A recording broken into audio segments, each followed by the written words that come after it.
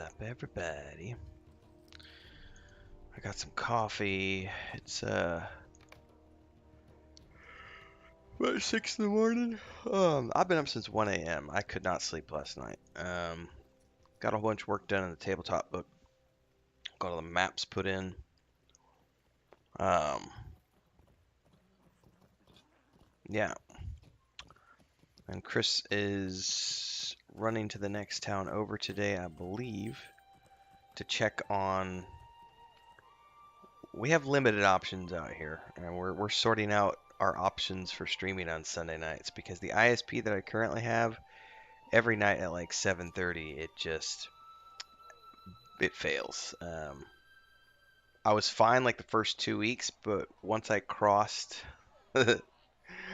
I basically went through 500. I'm used to unlimited internet. I'm used to fiber in the city, and moving out to the country, I haven't been on cable internet for, I don't know, 15 years. Maybe not 15, but a long time. And I forgot about cable internet throttling and all that good stuff. And anyway, once I crossed the 500 gig mark, it was 500 gigs in about 2 weeks is what I've used is what I had used by the 2 week mark. I was actually 574 gigs around the 2 week mark, and I immediately noticed they were starting to throttle me on like Fridays and Saturdays. And as of this past weekend, it started on Friday night, Saturday night, Sunday night, and Monday night, 4 nights in a row at 7:30 like clockwork. I get throttled.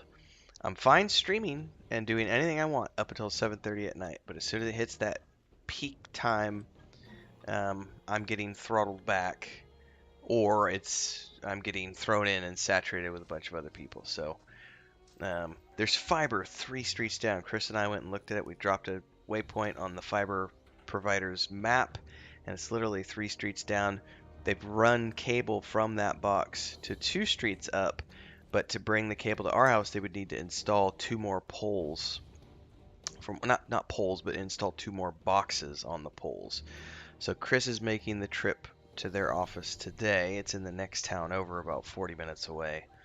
And she's asking about their business connections, which are cable, and then also asking about their what it would take to get fiber here. Because if it costs me $1,000, I'm happy to pay the $1,000 to get the fiber out. So crossing that bridge when we come to it. Otherwise, this Sunday I'll be streaming our tabletop stuff via my phone.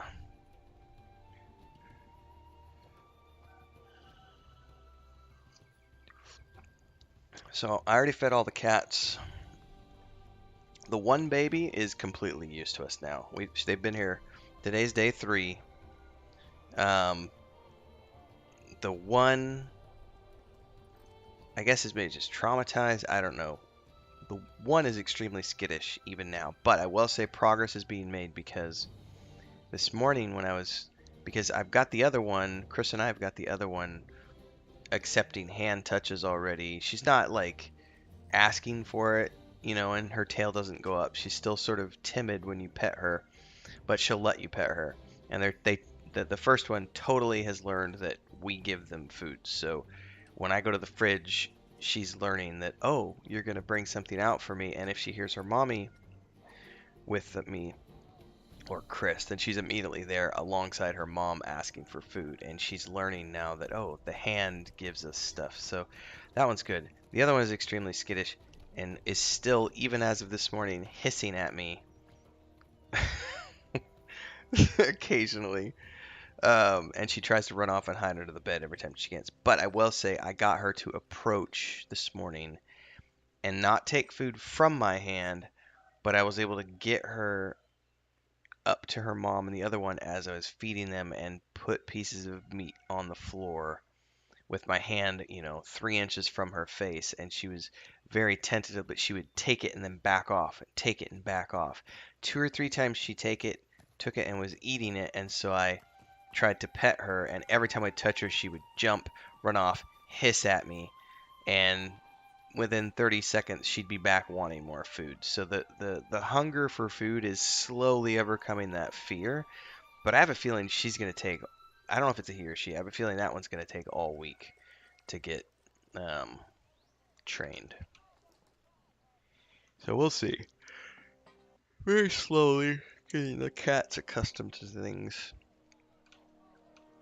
I'm exhausted, but I'm trying to stay awake because the alarm's going to go off here in a few minutes. And I got to get Chris up because she's got to get a 7 o'clock bus to the next town to go do internet stuff today. And oh, there's the alarm right there. I actually got to go talk to her real quick. I'll be right back, and then we'll get to some LOTRO.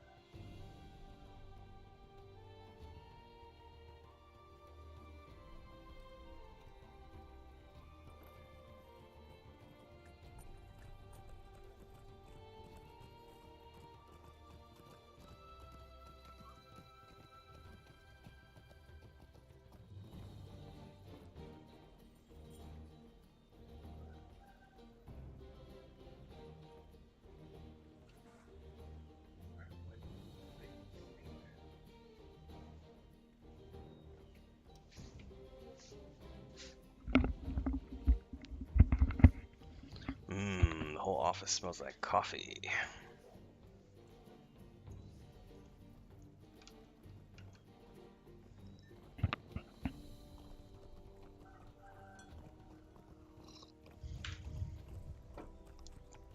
Alright. Chris is awake. Saying hi to the kitty cats.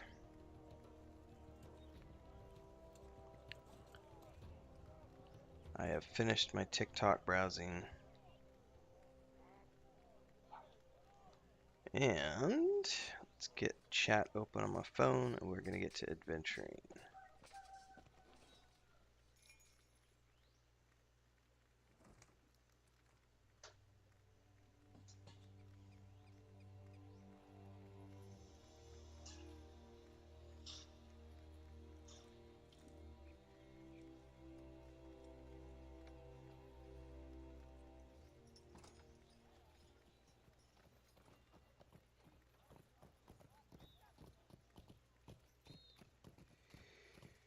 Alright, life chat up. I am tired. Alright, we were going to help this kid or play a game with the kid, I forget. I think we're playing a game of brigand bashing. I am not afraid of you. I am the daughter of the Thane, and someday I might be in charge, so I am very brave. Did you really kill all those salamanders and wander right into their den to burn the nests? Even our bravest warriors don't dare go there. You must be courageous enough to survive our big and brashing game. We'll go easy on you. Come on, let's play. It's gonna be an instance. Yep. The fearless children of Langhold have invited you to join them in a game of brigand bashing, in which they reenact the deeds of their fathers and foes. Alright. Well, before I do that, it looks like I've got a comment on YouTube. Make white people value you all.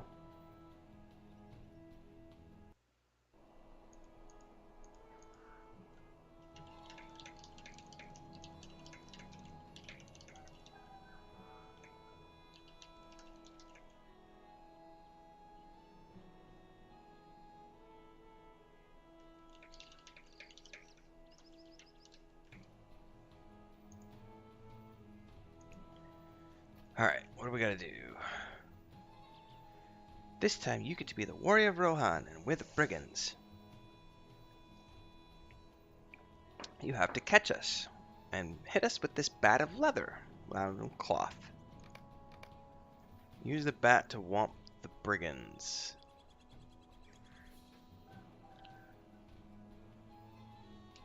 Is it in my inventory?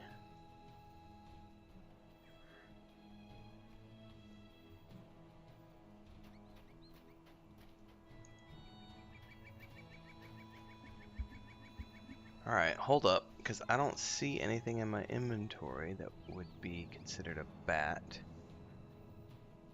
Oh, it's right here. Herpaderp.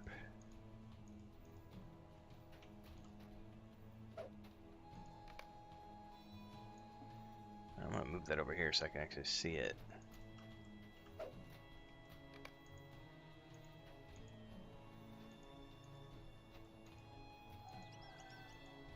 Man, you can only target certain kids.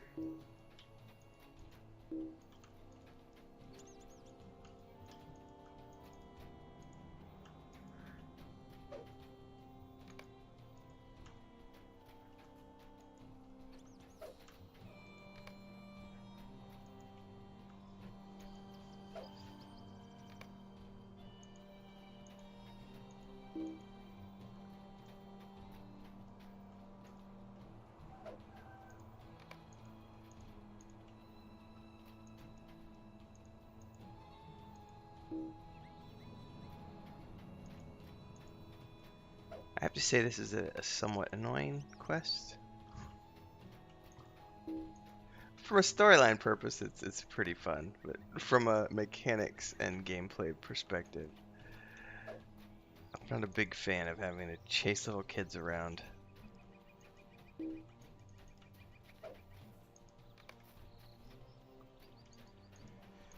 With a mouse and keyboard. Oh, goodness gracious. That nap is going to be mighty sweet today.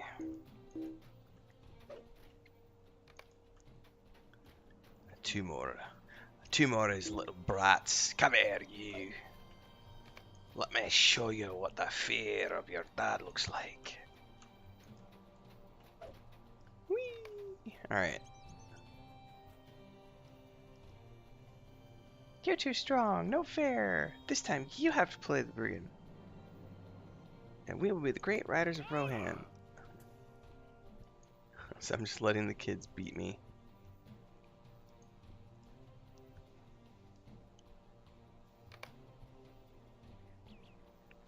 A rider approaches. You there, Telemar. Our mission is dire. Adults in this town do not waste time with childish games.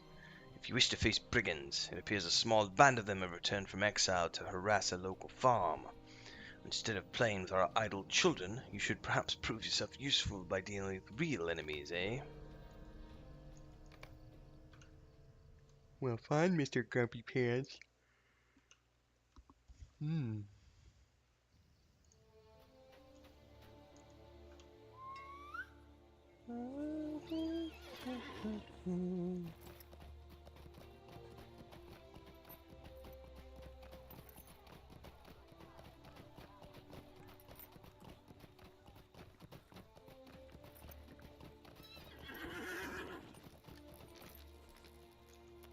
What business have you with the Rohirrim?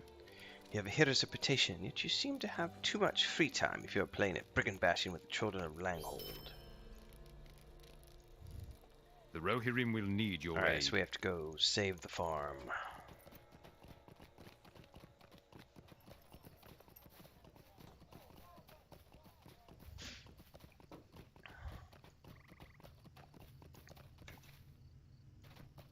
Time is short, and so is hope. The brigands came just before dawn and ransacked my farm. They ran to the southwest, perhaps? They may have gone to the southwest? How do you not know?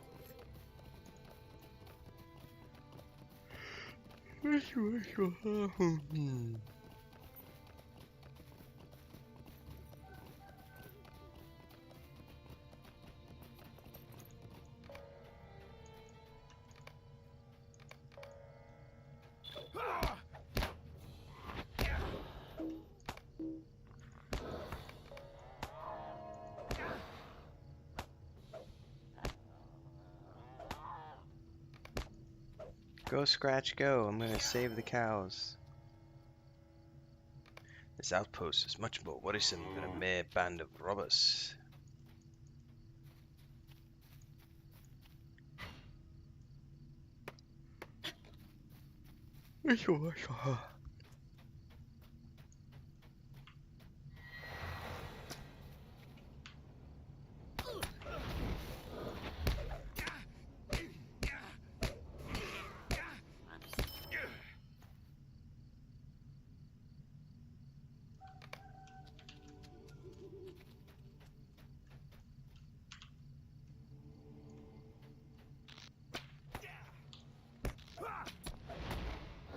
Get him, Scratch.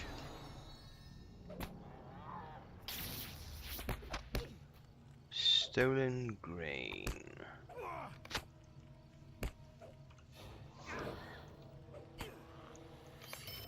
Oh my goodness gracious. I'm getting hit with the yawns. That's what happens when you get up at 1 o'clock in the morning. Once Chris heads out, I will definitely be laying down for a nap.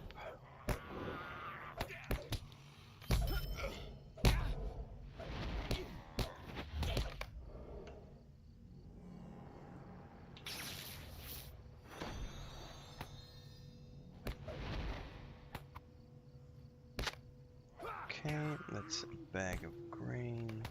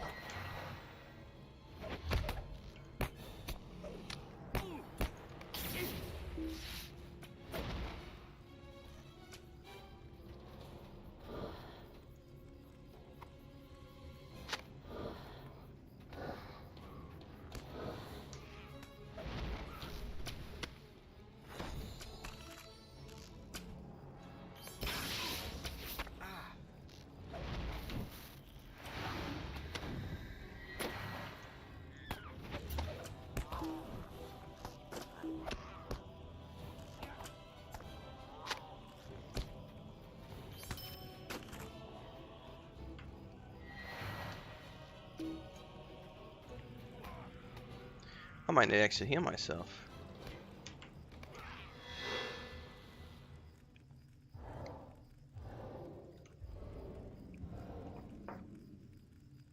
All right.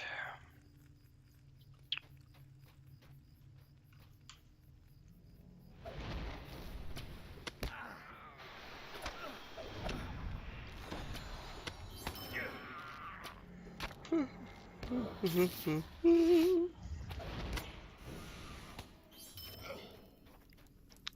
says confront the leader.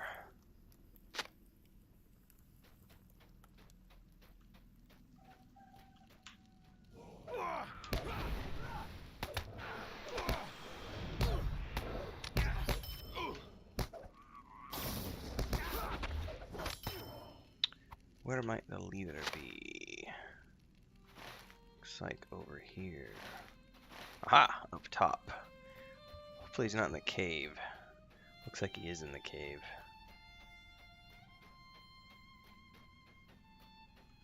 Backpack! I want it.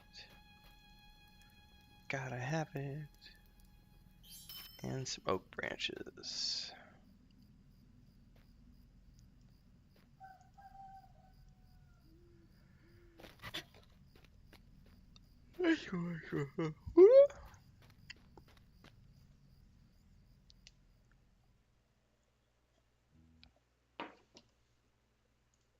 Alright, I got some goodies here.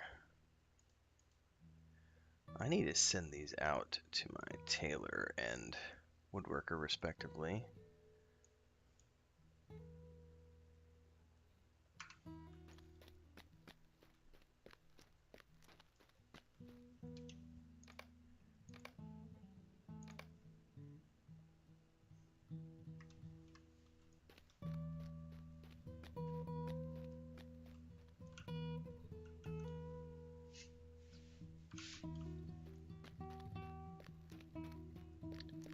Eastmund.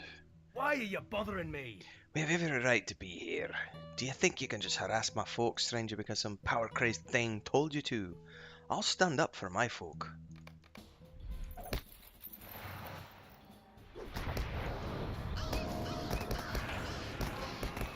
Yeah, my folk too, bitch. Eastman yielded and asked that a message be delivered to the Thane. We wish to have our grievances heard. I can do that.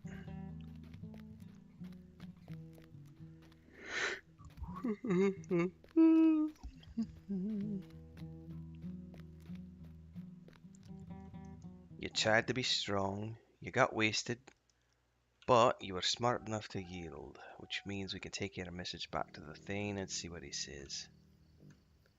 Alright.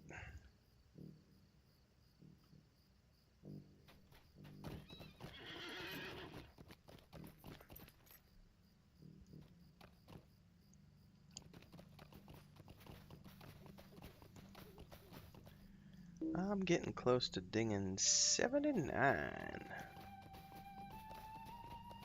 Oh, that flute is epic.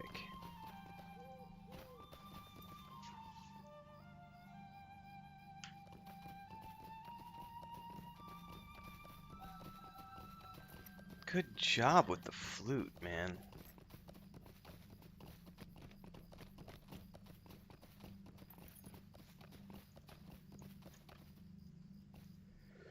I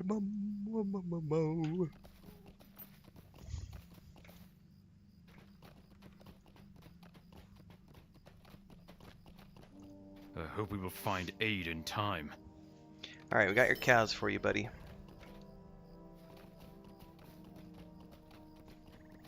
Tell Dale of the Dala, not Dale. Tell Dale of the brigand encampment that has emerged to the southwest, and bring Eastman's message to the Thane.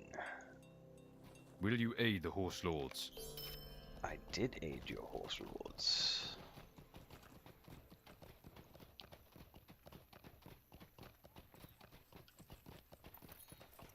I can't wait for later this month when update 33 hits. Going to Helm's Deep, baby. Hey, good morning, Nicole. I don't know that I've seen you in a few days, Nicole, so welcome. Hope you're doing well. Or if you were lurking, I may not have paid attention. So, if I missed you being here, I apologize. Welcome and well met, my friend. Tch, fool Eastman. Who dares offer me terms of peace if I give up Langhold and the northern wall to his brigand scum? I will not send my folk away, and I will rally my riders and deal with the brigands at once. They should have been thankful for exile. It was a pardon. I will not be so forgiving next time. The Thane refuses to abandon Langhold over a brigand threat. What brings you to these lands? Killian looks over the letter with a sharp eye. Really, Uhtred, I do not think you should make light of this threat. They have never poised themselves to attack our town, only to harry our lands and steal from the farmers. I do not like Eastman's language, and I think we should heed Telemard's words of warning. We should prepare to defend ourselves. Defend Greetings, ourselves? friend of the Rohirrim. They will never attack us. If you wish to be of service, you may perform the patrol of the River Watch. Hail, friend. May I have a moment of your time? Well, good morning, waking up. I'm okay. I'm exhausted. I've been up since about 1 o'clock in the morning, so I had a bout of insomnia last night. But it was productive because I got up and I worked on the tabletop book for like 4 hours this morning. So I got done with that about 5 o'clock. I got all the maps into the book and everything else. Then I did my Patreon post for the day, which I already pushed out. That's over in Discord. And then fed the kitty cats, the baby kittens we've got, and I just had my first cup of coffee. And it's 6:30 in the morning right now. Speaking of which, I'm gonna get another cup of coffee because I'm wanting to fall asleep, but I have to stay awake for another at least hour or so because Chris has to head out at 7. She's got to run errands today. She's got to get a transport to the next town. And I got to make sure I stay awake to help her get everything prepped and all the good stuff. So I need more coffee. I will be back momentarily.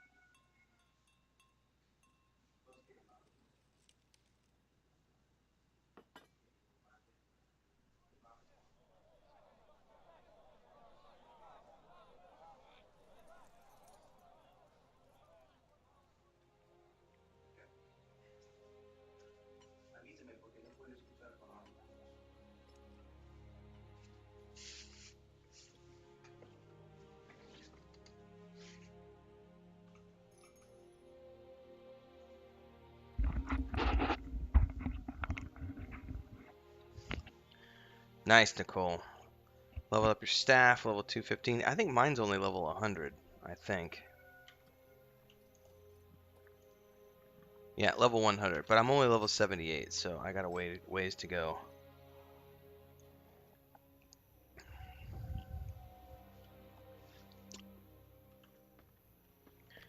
Alright, so Thane doesn't believe me that we're going to get attacked. So he's going to send me out on patrol.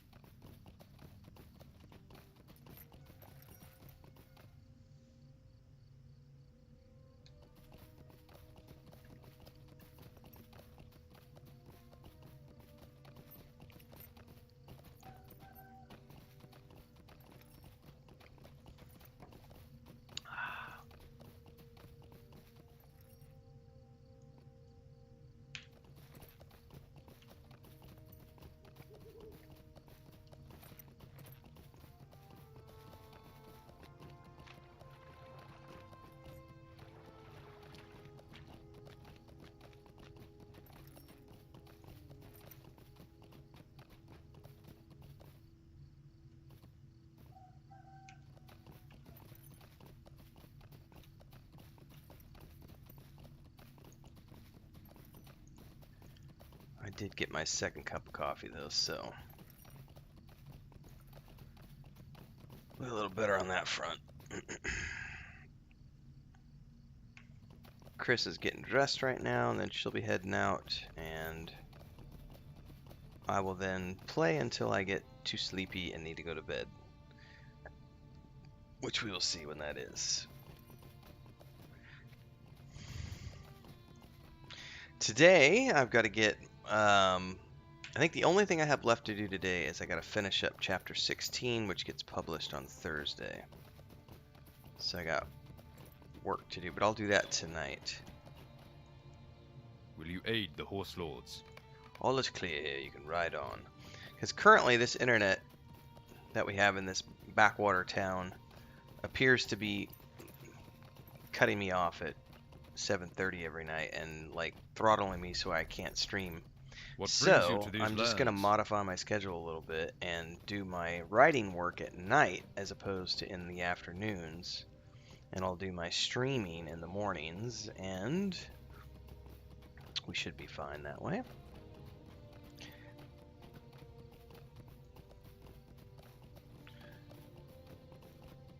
More than likely, once I get everything set up, 'cause that's what business have Chris you is doing with the today. Rohirrim? Is she is going. Ooh, the men of this tower spotted easterly movement at the ford. Okay.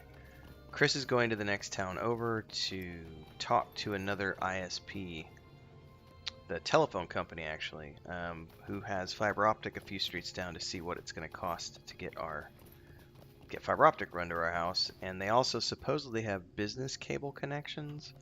So What we're going to business have you see with the Rohirrim? more information about that. Will you aid the Rohirrim? That's why she's going over there, because we tried calling last night and she spent 2 hours on hold. She's just like, screw it, I'll just go to the town and go to the office directly. It's not far away, and the buses here are very good, so she's just gonna go by bus. It's about 30. Well, I guess it's if you drive yourself. If you take the bus, it's about an hour. What am I doing here? I am finding their source of dread. Easterlings are spilling across the South Underdeep, threatening the Riddermark. Oh, we have a quest.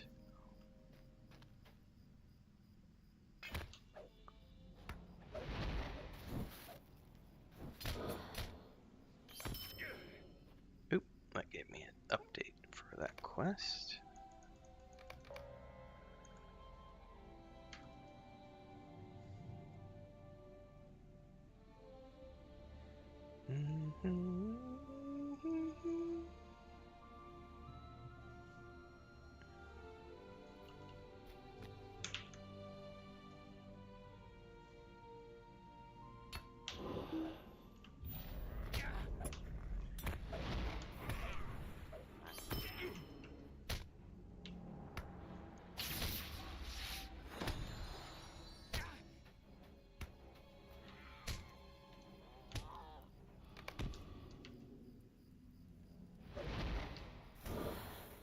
What's up, Brian?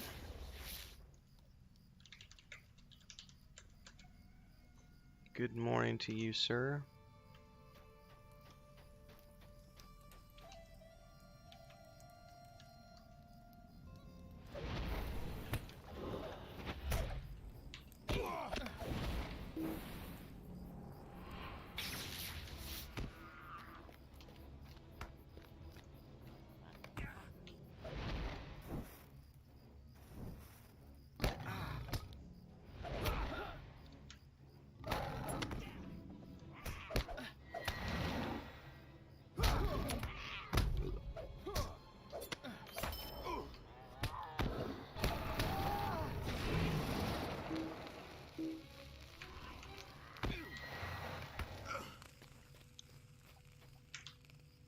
Go, Scratch, go.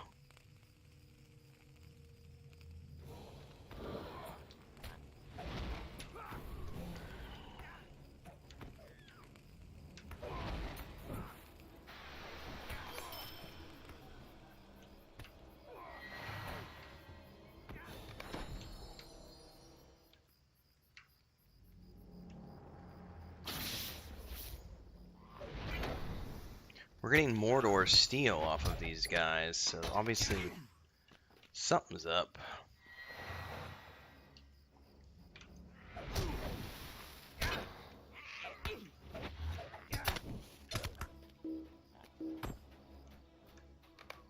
Go across this bridge here.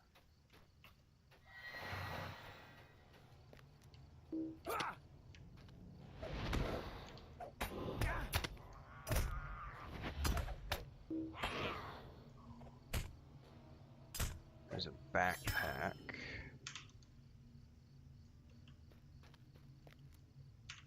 Get some, Scratch.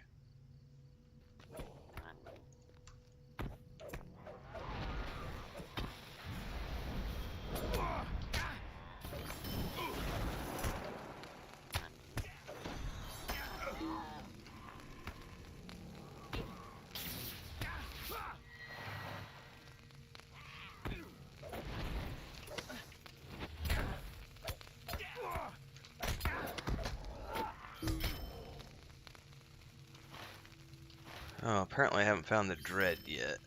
It's over here.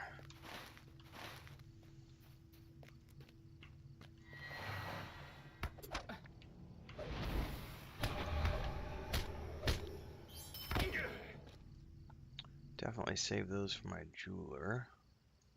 Or for my tailor. What am I looking for in terms of dread?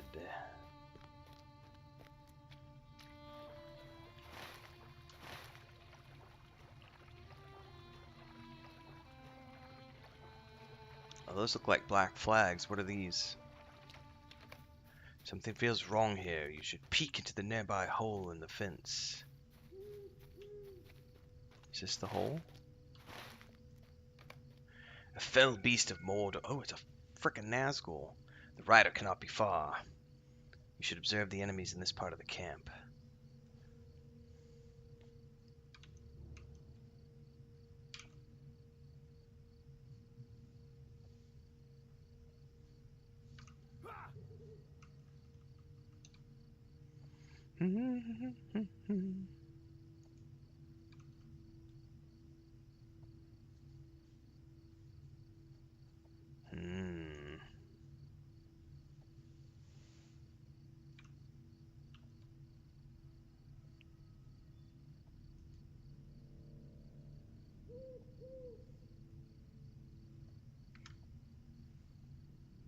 Alright, so we need to return and warn them of what's going on. 2 seconds here to check with Chris.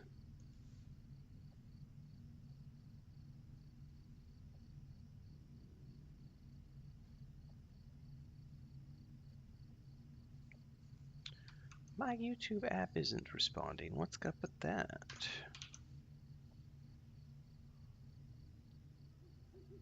Give me a sweet, sweet chat. There we go. Well, what happened there?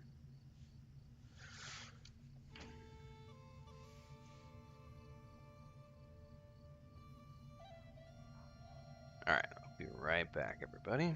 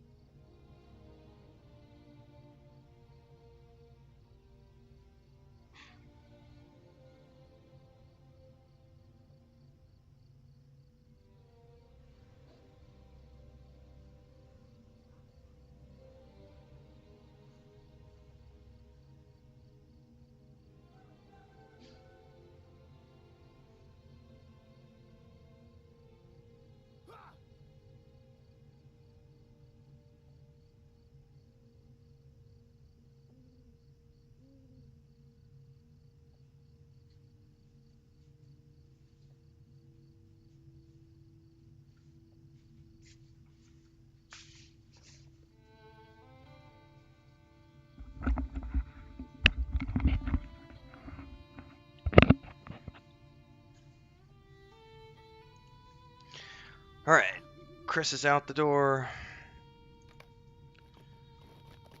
Time for me to return and bear tidings.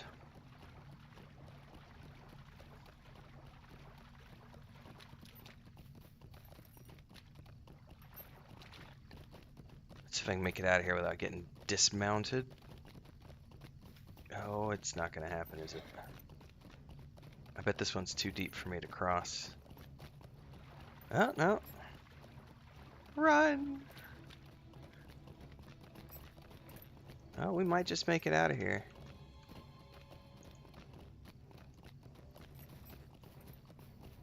Cool. I survived. Where's that oak?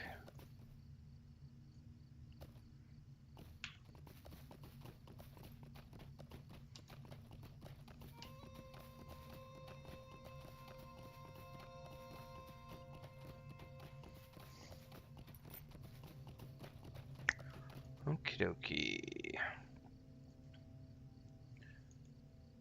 Will you aid the Horse Lords? I will. What brings you to these lands? Easterlings. Will you aid the Horse Lords? Okay. Our success depends upon our strength. Right, Telemar, you I can aid only us? pray that your steed can bear you swiftly enough. The folk of Langhold must flee while there is still time. See, this is what happens when the Thane didn't listen to me. And now his own men are telling me, hey, you know what? Hurry up and tell the Thane to stop being a pig-headed dumbass and let's flee. He thinks the town. Alright, Nicole. Sounds good. I do not have dogs, but I now have 2 kitty cats. Well, technically 3 if you count the the mama. I'm really hoping she's not pregnant. Sparrow's got me all paranoid that, because I mean, she theoretically could be pregnant again. She's just now starting to wean the ones she's got, and she brought them to our house 3 days ago. I'm estimating they're about 6 weeks old, maybe 8, somewhere 6 to 8.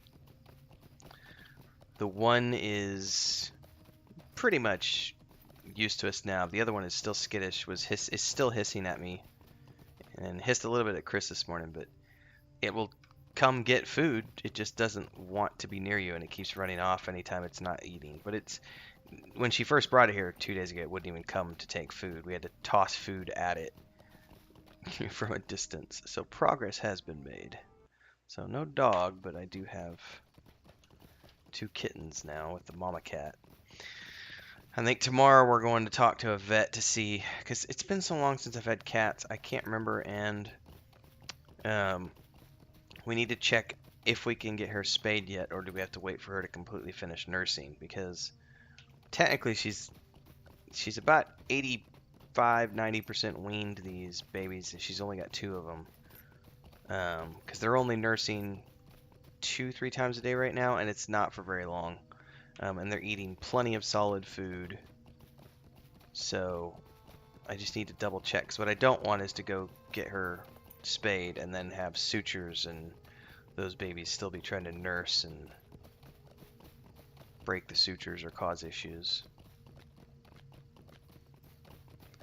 And as far as getting everybody vaccinated and dewormed, that's after the cat has healed up. I don't know. I gotta talk to the vet about it and just plan everything out.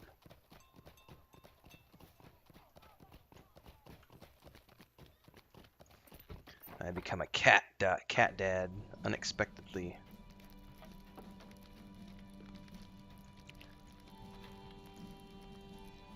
Your So, aid is welcome, the brigands friend. ally with the Easterlings, led by a captain of Mordor. Dire news indeed. What do you propose? I tell him he should evacuate. For a moment he stares nothing in reply, he only stares grayly into the distance. Oh, I just dinged. Woot! Level 79! Oh, I can start taking...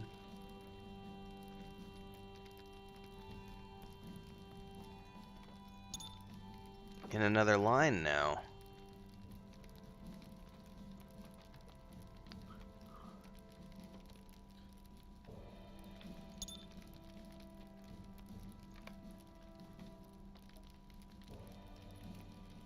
But it costs 2 points, so it totally costs 2 points.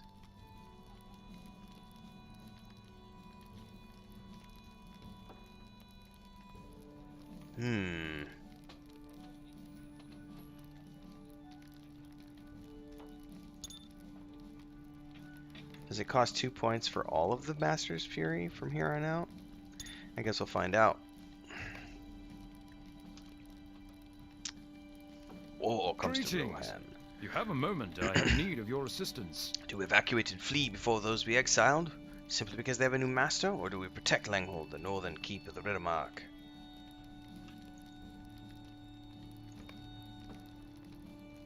Oh, I'm totally taking those new boots.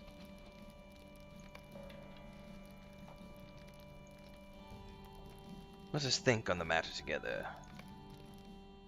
Langhold is under attack by brigands, and worse yet, their new Kundalar allies from the east. What business have you with the Rohirrim? These Nazgul of Mordor cannot be so strong as to lay low a strong city such as Langsfold. I will not let the brigands refute their exile while I live. The women and children may leave, but the men of Langhold will stand to defend the city. Oh. Not a wise decision, good sir.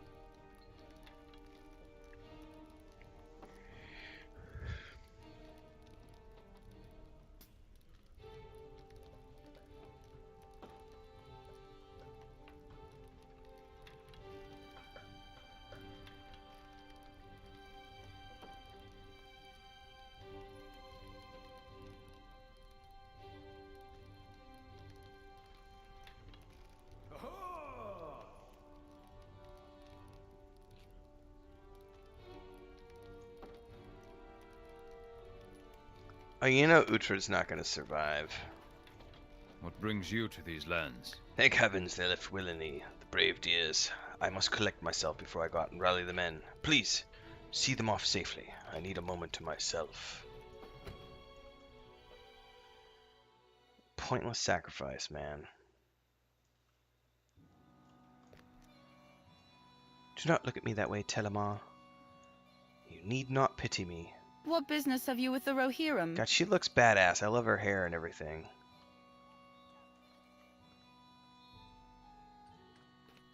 My husband is strong and stubborn and does his duty with pride. Come, we must make our way towards the stables. We need to ready the horse steed.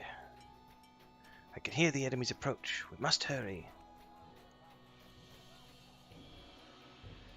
The magnificent horse looks ready to bear the Thane's family to the end of the world and back. It must have sensed its master's need, for it is prepared to carry its precious riders to safety at once.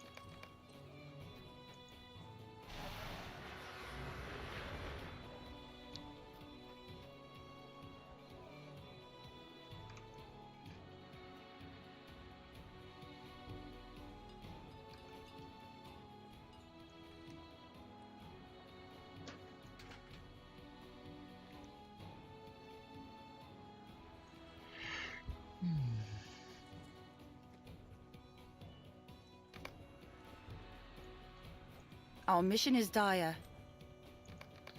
Alright, they're off, and I have to go protect the town. It's head to the north.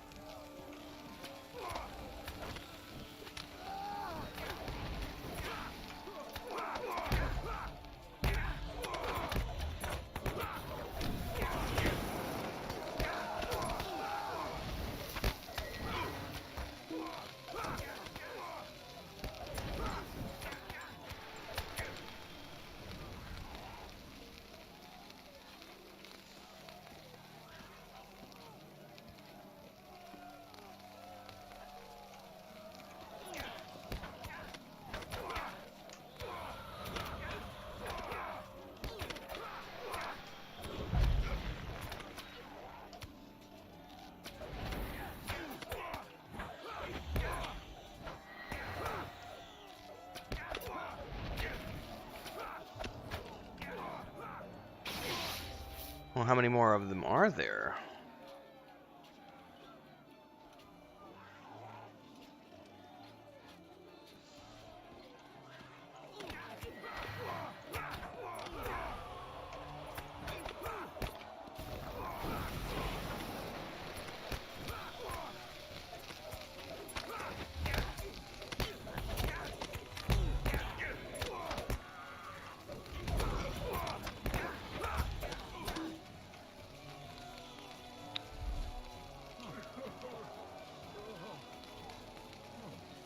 Save us! Oh, there's a Nazgul here.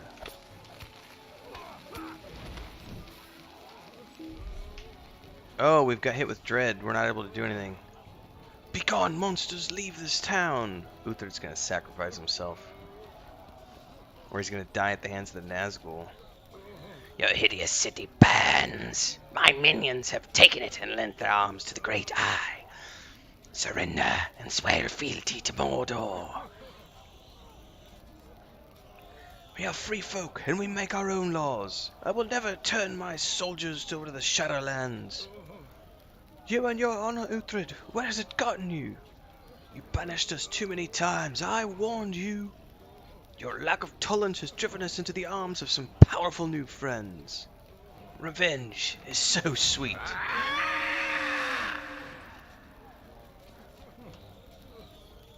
No, Uthred.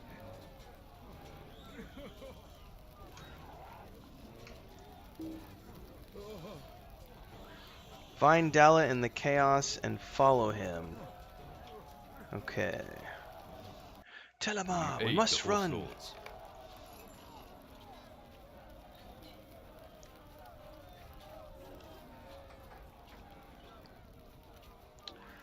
I did Sparrow only because I've been up since 1 o'clock in the morning, and Chris had to go to the next town over today to try to see if we can't get a different internet connection installed for the streams on Sunday nights.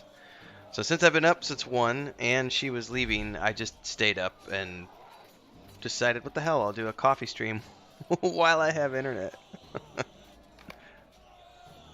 Will you aid the Horse Lords? What now, Telemar? My Thane is dead, and my city's burned.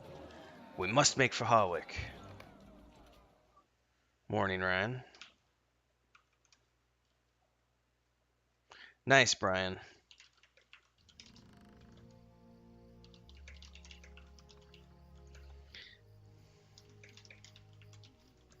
The good thing, Sparrow, is I was productive. I worked for about 4 hours this morning, from like 2 until, maybe it wasn't 4, it was like 3.5. I worked from 2 to like 5:30 and just got all the maps put into the module. I did the Patreon post for today, got that all out the door, fed the cats, had breakfast. I didn't really have breakfast. I had crackers and cheese and some coffee. Woke Chris up, helped her get out the door. She just left about 30 minutes ago. And then as soon as this coffee wears off, I guarantee you I'm going to be passing out probably at like 8 o'clock, 9 o'clock in another hour or so. Nice, Ryan. I'm running on fumes right now. Yeah, I'll tell you what it was. It's been really hot the last few days, and I'm in here in the office all day, so I don't really notice it. But we sleep where we have our, because we're still in the renovation stage, right? And we're going to be for a while, and I'm not putting an air conditioner in the living room / bedroom until we've finished all the renovations and everything else. So when we go to bed at night, we're waiting to go to bed till like 11 o'clock or so, because it's still hot as hell, but at least you're not like, normally it's not too bad. Last night it was so hot, like I went to bed at like 11, and even we had 2 fans on the bed, and I woke up at 1 o'clock just drenched in sweat and was like, screw this, and I got up and I went and took a shower, got myself freshened up, and then turned the AC on and came back in the office. And I told this little thing behind me, you can't see it, this is what we bought when we moved in, and I have a crappy pillow down there. That's not, it's like a foldable, it's like a cheap $15 thing we bought, which is like it's like a sleeping bag, so to speak. And that's what we slept with the first 3 nights we were here while we were waiting for our bed to get delivered. I slept on that the other night because it was like just too hot. And last night I tried to sleep in the living room. I was like, it's too hot. So I think tonight I'm just gonna screw it, sleep in here again tonight because that's why I couldn't sleep last night. It was hot. Yeah, pre-AC. I'm trying to be conscious of the energy until I know what the electric bill is gonna be like here, because I got surprised one time in Cancun. We had 3 AC units in the house. They're mini splits, right? And we had one in our bedroom, one in another bedroom, and one in the main living room. And we were running an Airbnb out of that property. And I just left all 3 on 24/7 1 month. And got like a $300 electric bill. And was like, oh shit, that's not happening again. They bill every 2 months here. So it was $300 for 2 months. So it was like $150 each month. So I was like, that's ridiculous. Normally it was like $75 to $100 a month. So I'm very curious because here they don't subsidize the electric like they do in the city because it's the countryside. Back in the day, it probably would have been 2 million pesos, but it's a lot different nowadays. I have not lived without AC in so long. I forgot what it was like. And I'm just sitting there going, I don't know how people are sleeping without air conditioning because holy crap was it hot last night. And it's going to be hotter today and tomorrow. And then it's going to rain and it's going to cool down for like 3 days into the weekend. So it'll get down to like 80. Yeah, that was the only month I ran AC 24/7 at that house in Cancun, Sparrow. Because once we got, because they bill every 2 months. So we got lucky and I had done it on the tail end of a 2-month billing period. I got the bill and I opened it up and it was like 6,000 pesos. Which is about $300. And I was like, oh my God, that's ridiculous. And the month we could see we were in the red. And once the way they bill here is if you're in the green, you get subsidized pricing because they share it and you pay the least amount for kilowatt hours. Then there's yellow, orange, and red. And the higher you go, the more you pay per kilowatt hour because if you're using so much energy, they start making you pay for it as opposed to them paying for it. And I was in the red. that month. So I'm trying to be conscious of that here because I don't know the subsidized pricing here. I don't know the levels of usage. So I'm trying not to run the AC here at night when I'm sleeping, but it's been so hot the last few days. I'm like, screw it. I'm just going to sleep on my little foldable bedspread thingy. The joys of moving into a new home and bootstrapping it. What brings you to these lands? Alright, I got some new boots for the first time ever, but I'm not getting rid of these because these were really cool looking.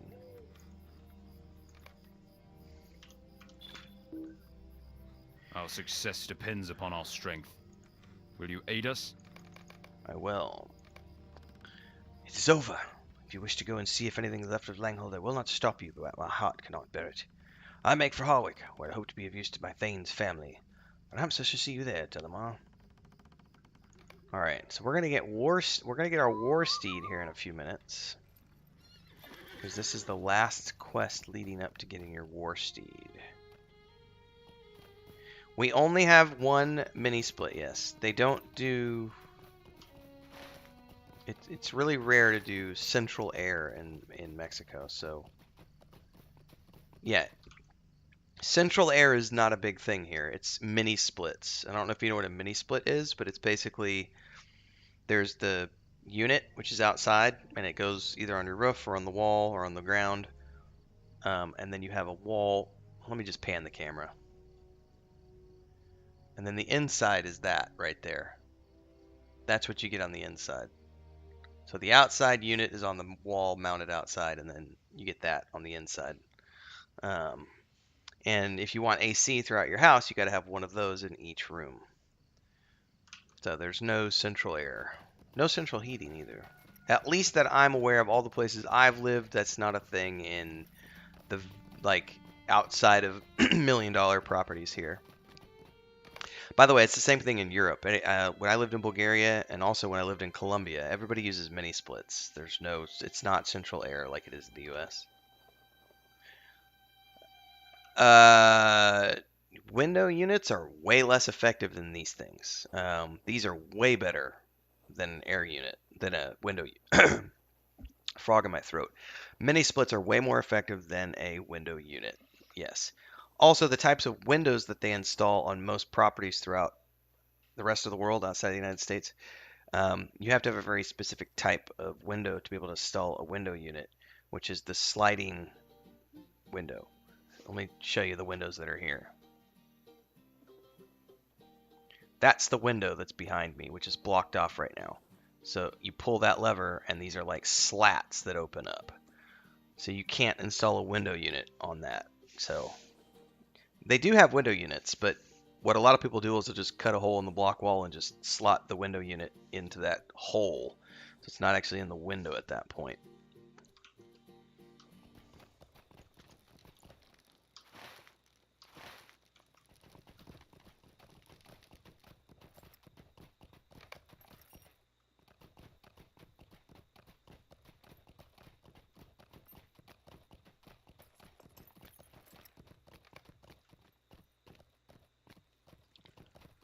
Alright, no more Thing in Langhold. Langhold is totally toast. And now we're going to go search for Killian, the wife of the Thane. See if she survived.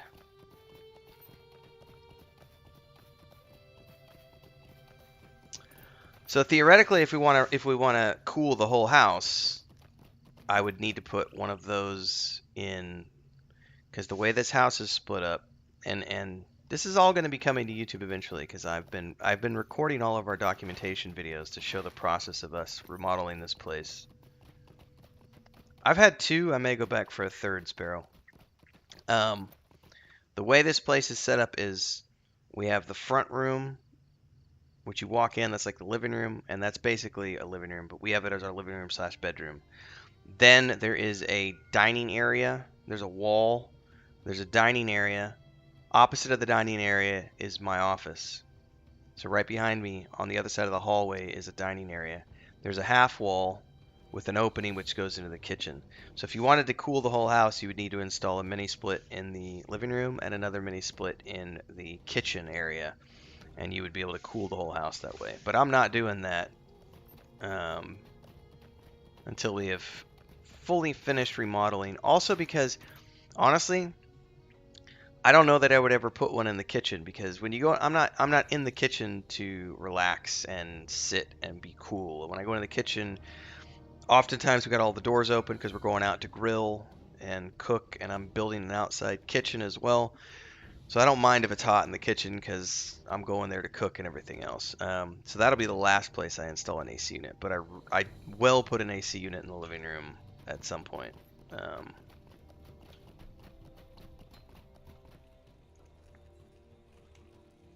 Welcome, my friend.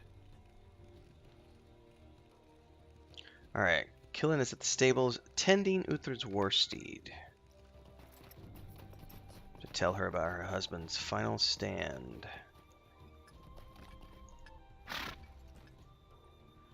Oh, this is way different than Mountain Blade. Way different.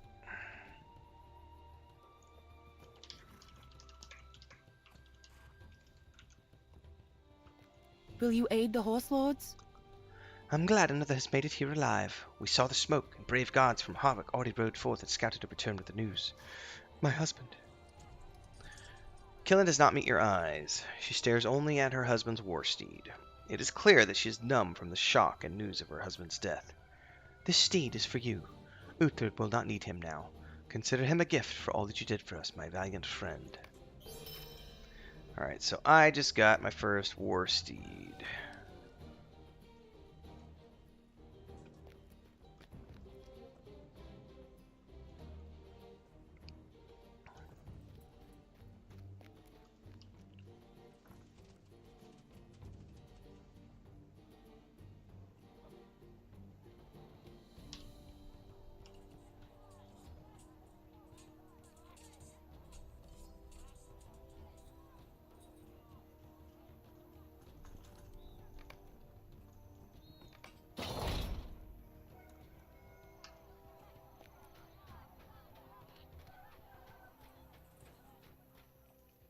The Rohirrim are grateful for your aid. Ha! What a nice little steed you ride. Nothing like our own horses, but a nice little steed just the same. Alright, so they want to teach me how to use war steeds, which is not something I'm a big fan of, but whatever. Alright.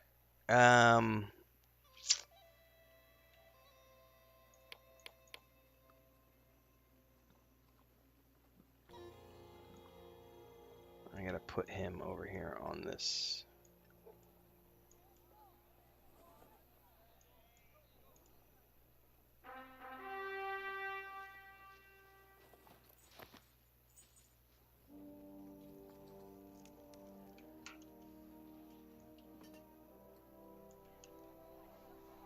Alright, I'm gonna go get my third cup of coffee. I will be right back.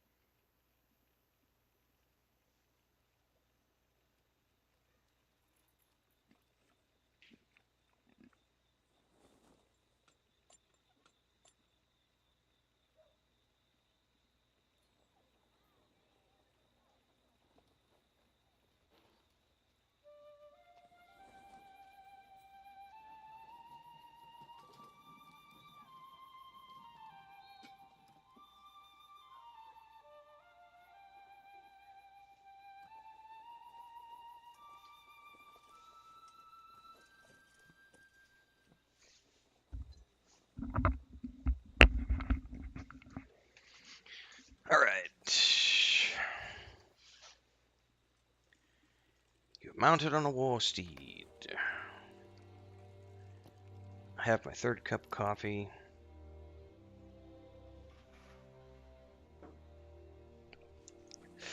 In a moment, I'm gonna need to go, oh, I forgot. I need to do sort all these abilities. That's a discipline. That's radiant burst.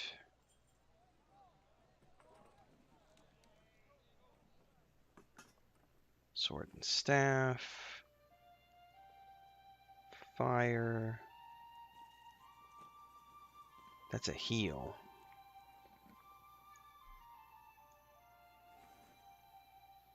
That's a discipline. It's another discipline.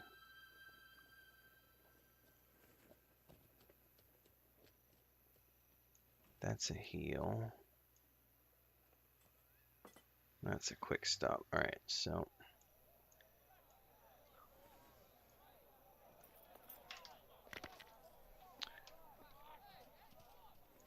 complete the riding course upon the turning field.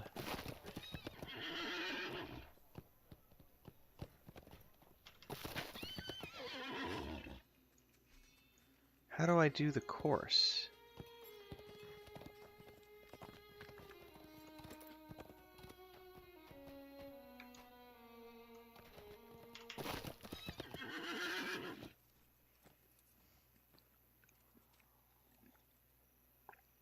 Alright. Man, I gotta admit, he's looking pretty. I like his hair and beard. Alright. So you wish to be trained in the ways of riding a war horse, eh? Let's begin.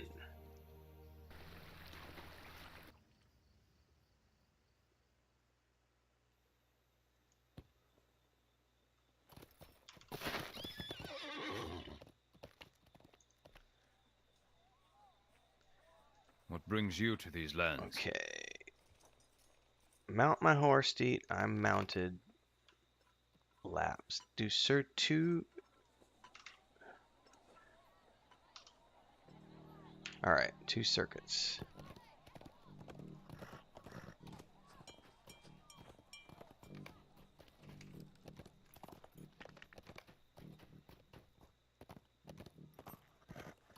Thankfully, I did this Last time I was able to figure out how to control the horse a little bit better. First time I did this, I failed multiple times because it was really a pain in the butt to learn how to control these war horses. Because it's like drifting.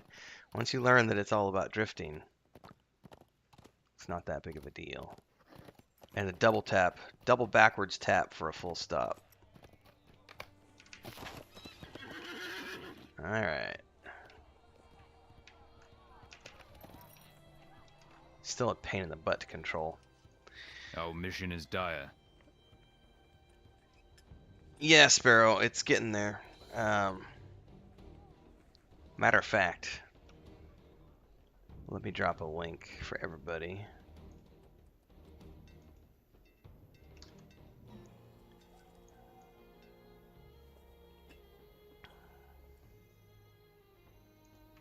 If you want to know what Sparrow's talking about, head over to patreon.com/wandering hermits.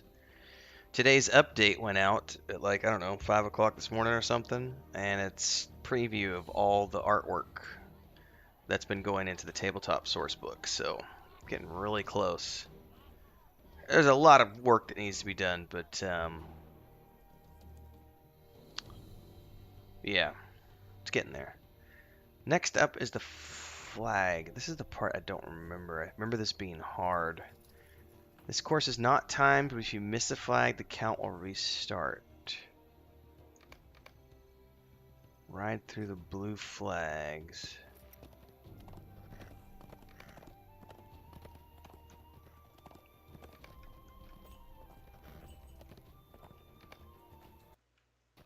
Ah! Oh, I just got one of those stupid lag spikes when the music decides to cause random hitching. Right as I missed the marker there.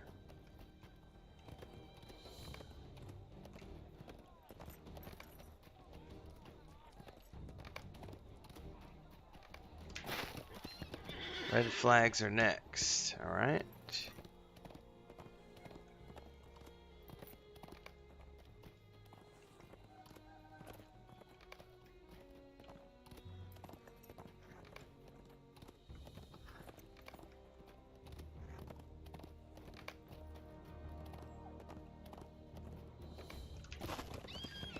Run through all the flags this time. All right.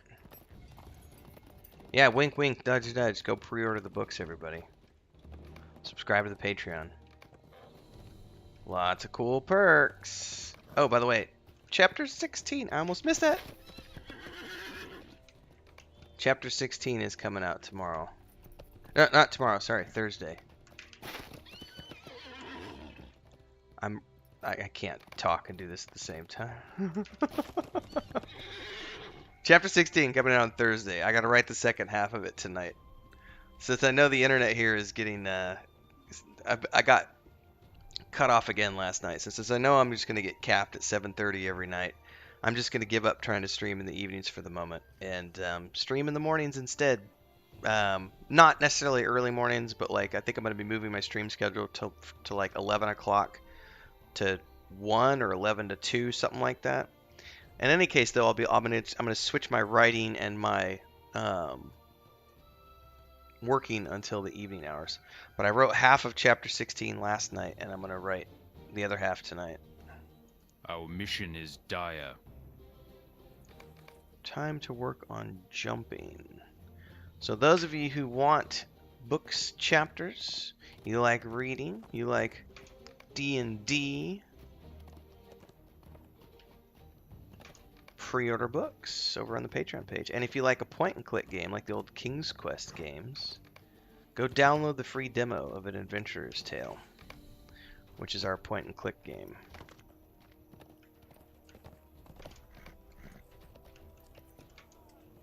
Did I miss that one?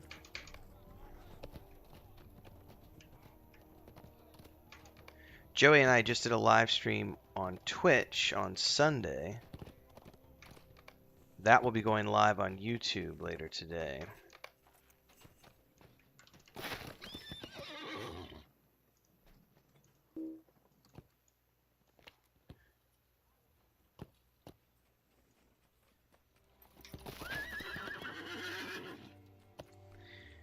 brings you to these lands? Now we work on your combat skills.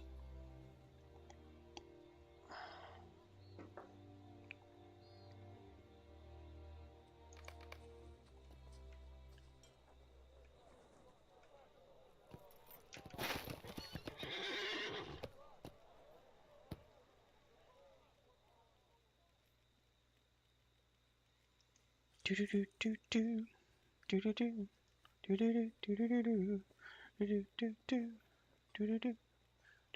do do do. Thank you for the promotion, Sparrow. Ride back and forth between them, striking each in turn. Blows. What am I?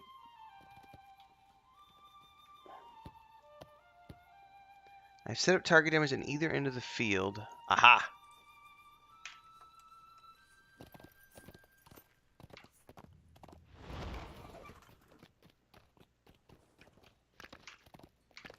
I could totally throw a fireball from horseback. That's cool. Oh, I can staff and... this is cool. Okay, I gotta admit. This is way cooler than it was with my hunter. Being able to chuck a fireball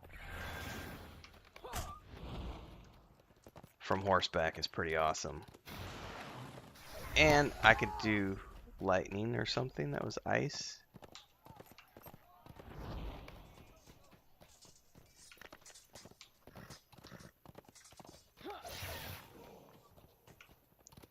I'm the master drifter.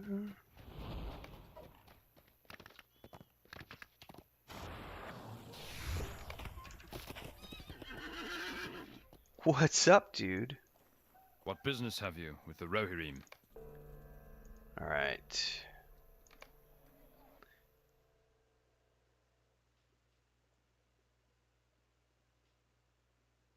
Well, I've learned how to Will you aid the Horse Lords? I've learned how to play. I was not very good at mounted combat when I first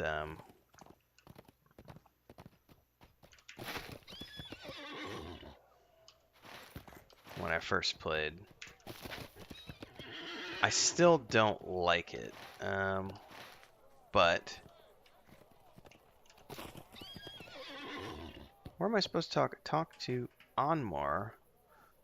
Ew.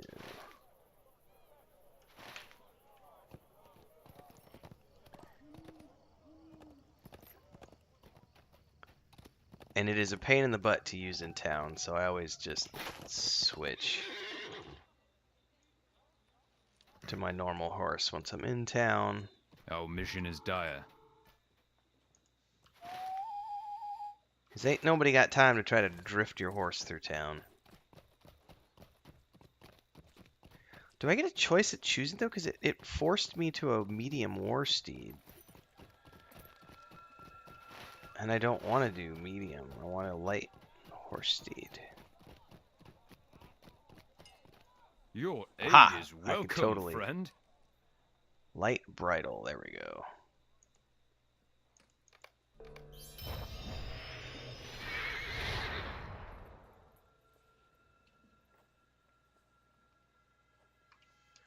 Well, that makes no sense.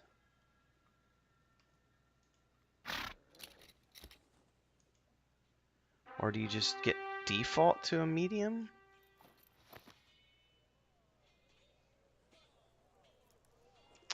I'm confused.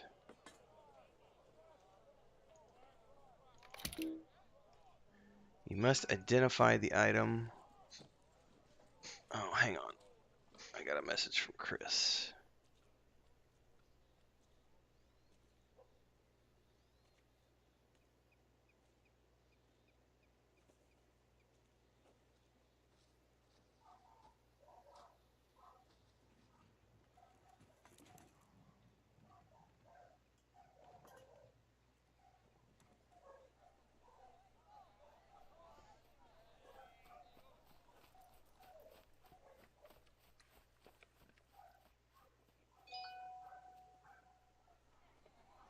Okay. Chris said she just got on she's taking a Cumby, so she's taking a van, but she's on her way to the other town Said I must identify that. Dismount. Over here is the identifier.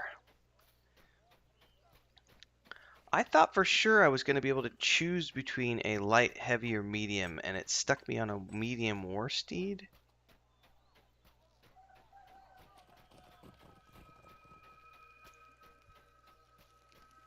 I'm confused because I thought I remembered being able to choose.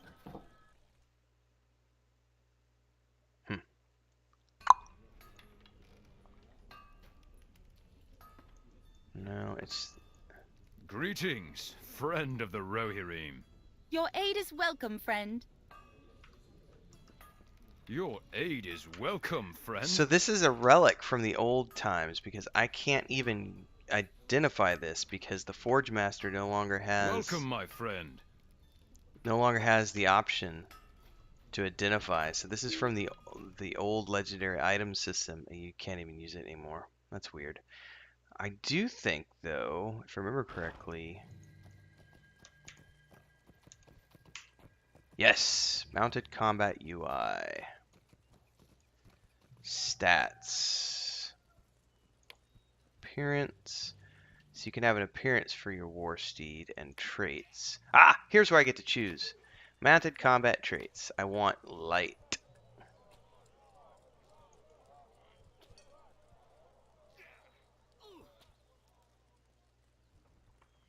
Okay, this is where you get your traits and everything else.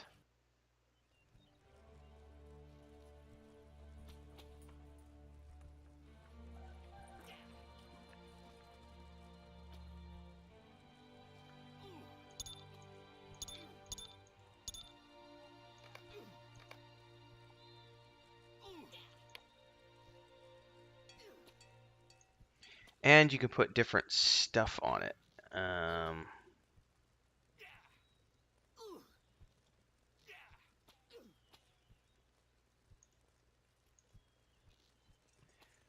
Like, I can put this on it. I can make it look just like my other one. Yeah, there we go. And gear. And then we can put Saddle of the Eldar.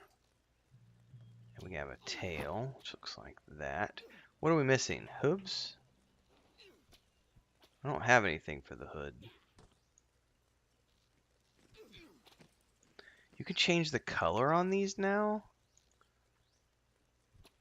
Oh, for points you can. Alright.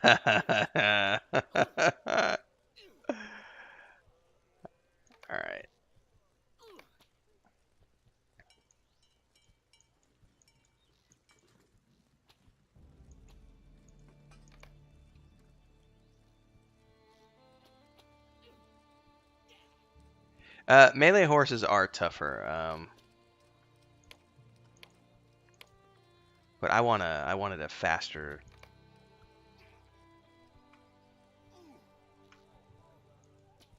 All right, see now it changed it to light, so that's cool. So it changed the So this will be a faster mount. Well, with agility, so it has faster turning, so you don't drift as badly.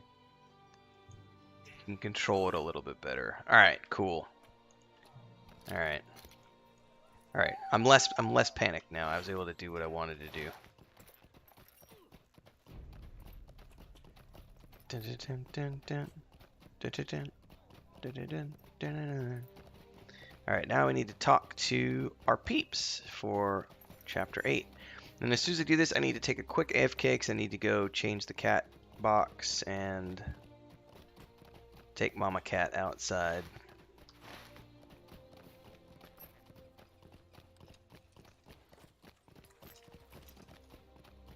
So here's my 3 companions. The horses of Rohan are renowned for their loyalty, strength, and speed. Oh, sorry, Sparrow. I'm not really awake, so. These steeds are of good breeding and should serve us well. Okay. My people do not often fight from horseback.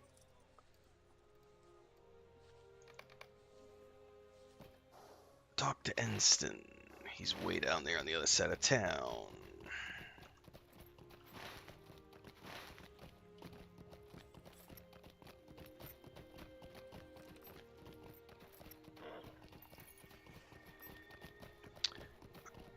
Well, I can ignore that for now.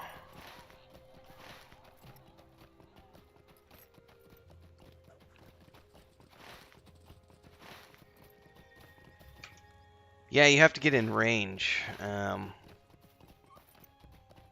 prefer to stay from a distance.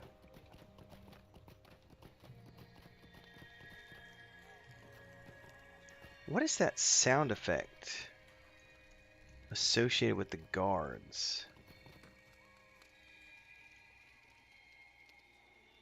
Huh. That's weird. Floodwind has sent urgent messages calling for our aid. Mansig and most of his men are still away investigating the east wall. If he were here, I know he would ride at once in defense of Floodwind, but he is not. Can you ride those new war steeds of yours with any skill?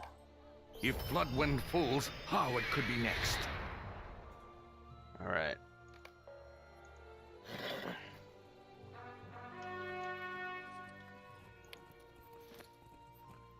I got a new ability. Break free.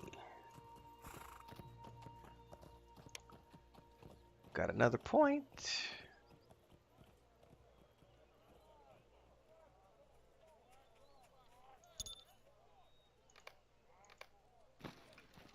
Oh, it dismounts you every time you, Onward!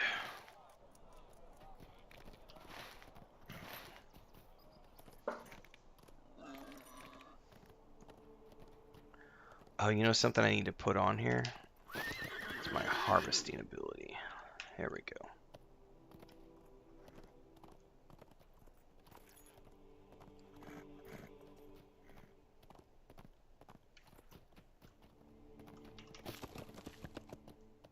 Forgot what a pain it is to harvest from the back of a war steed.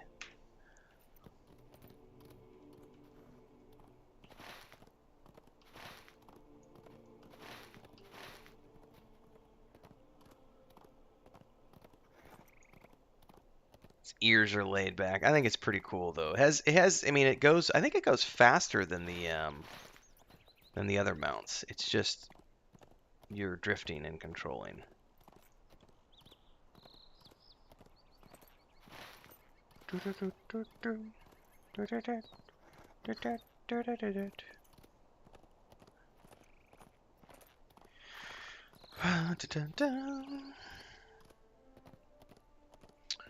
Oh, I forgot to put that in the kitchen.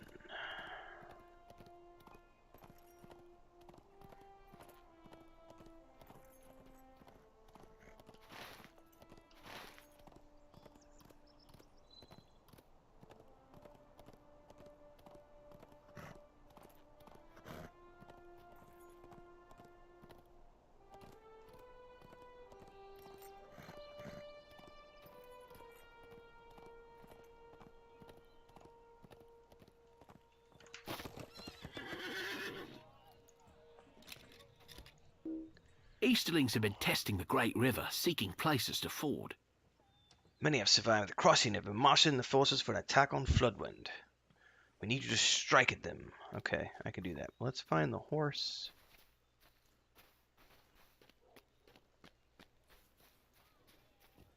Stable master. Welcome and well met, my friend. Alright, I'll be AFK for a few minutes. I gotta go do cat daddy stuff.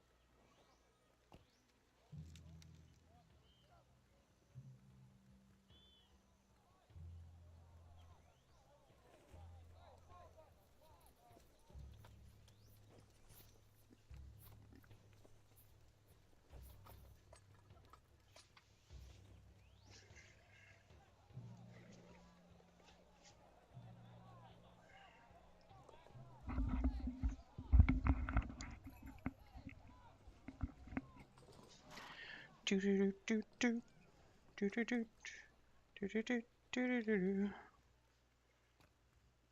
have to punch everything on your mount. Alright, cat dad duties have been performed.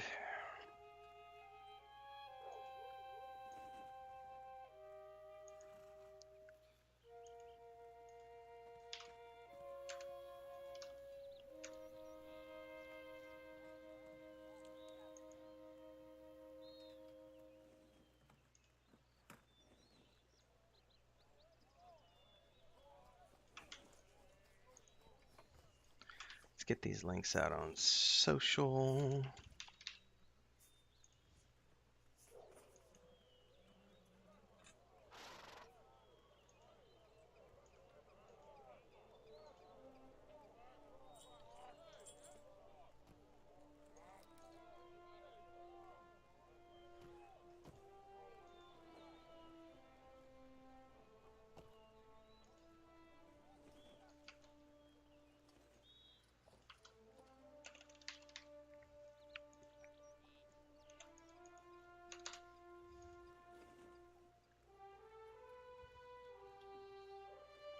The Monkey Island news yesterday was pretty cool.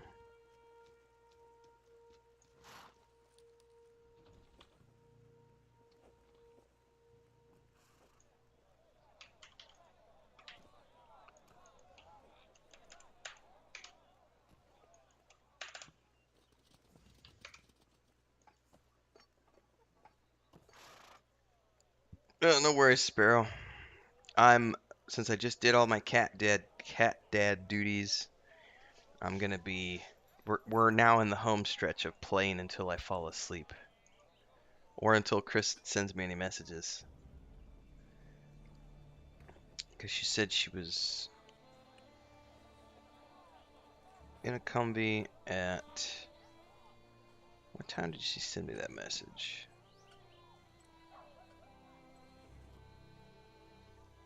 7:36, about 20 minutes ago.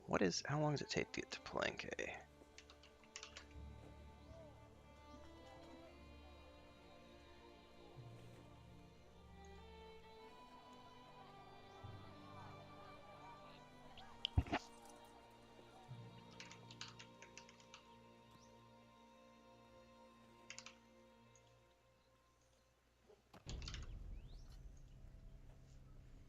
Says an hour. I thought Palenque was only 30 minutes away, but I guess it's an hour away. Huh. Guess my brain doesn't work anymore.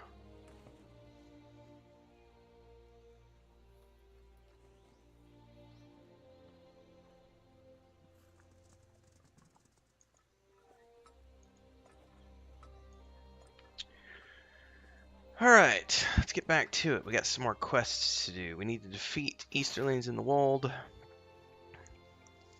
Oh, by the way, I forgot to show, I don't know who I was talking to yesterday. I think it was Brian. If you're still here in chat, Brian, I said that I was going to show you the shirt that I was wearing the other day. Which got the spray foam. When I was, almost lost my beard. This does not come off, by the way. If that would have gotten in my beard, it would have been toast. But this has now become... It was just an office shirt. Now it's just a around the house office shirt as well.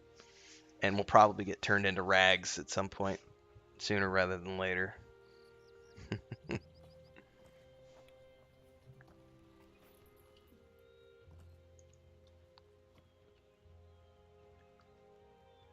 I said Brian, not Ryan. But you've now been told the story as well, so it's all good.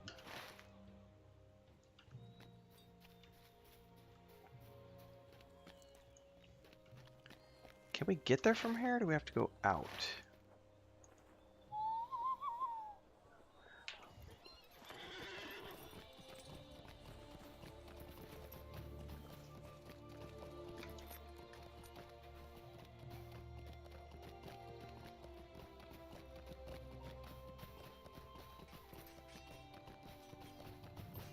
Yeah, I don't think we can get out this way. Nope. Alright.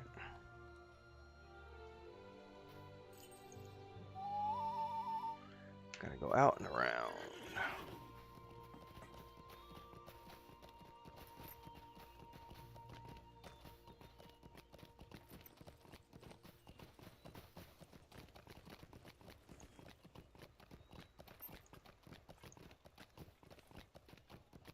Oh, there's totally an exit out this way. Switch to my war steed.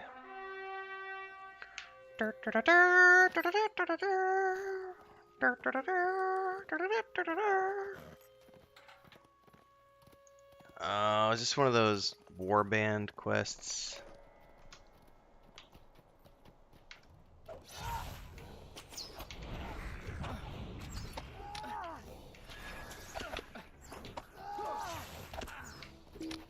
Oh, I just got dismounted. That's not good.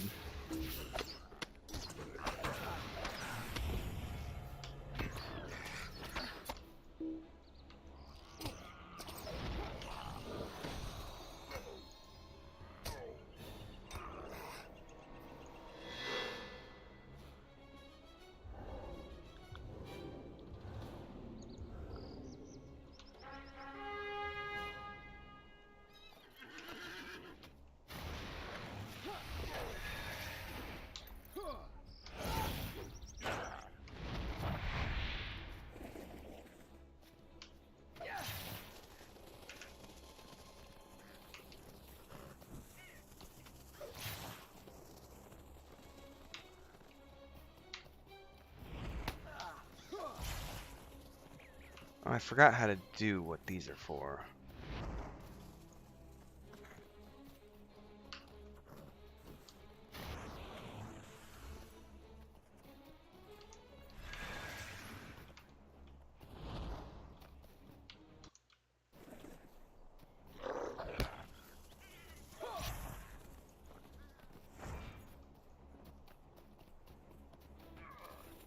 Crap, I got a warg in tow now.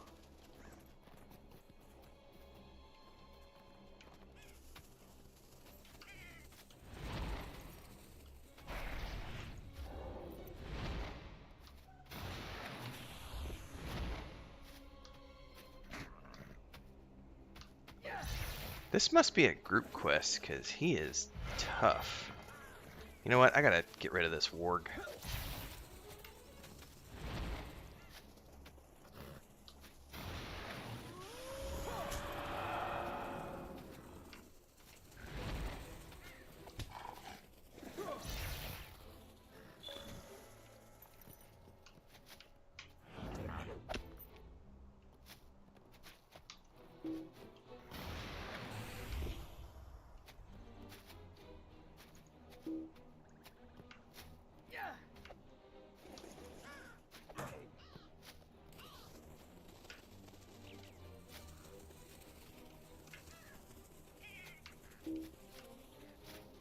Not enough war steed power.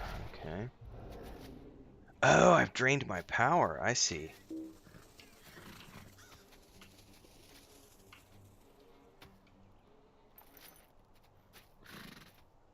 That's interesting.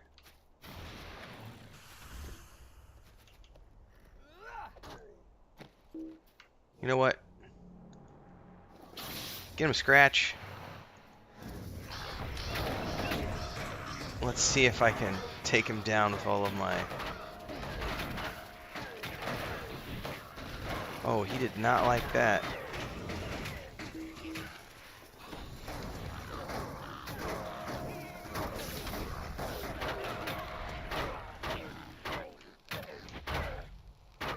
Get him, Scratch. Come on. We got this. Woohoo!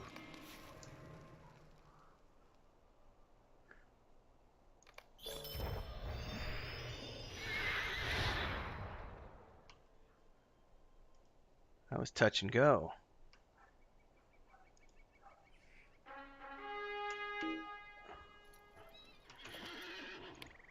So I'm definitely going to need to increase the power of my mount because I ran out of power. That's endurance. That's power. Yep. I need to increase the power. So let's undo all. Let's go power. Refund points. Yeah, for 79 silver. Alright. Power.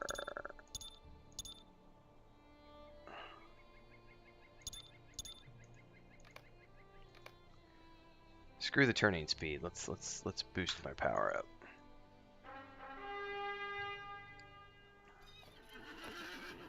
Oh, that's much better. Got over 1,000 more points in power.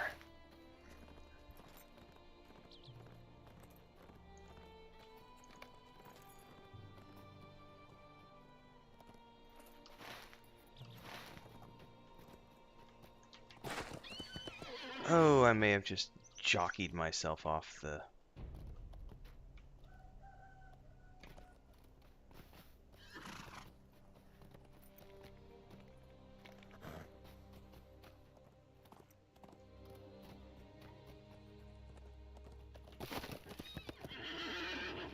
What the hell is the way down here?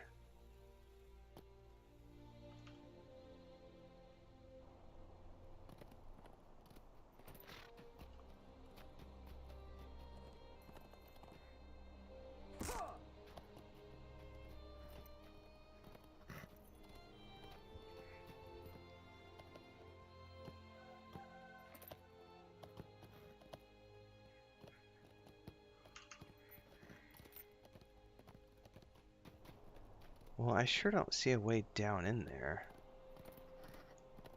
Unless it's that over there?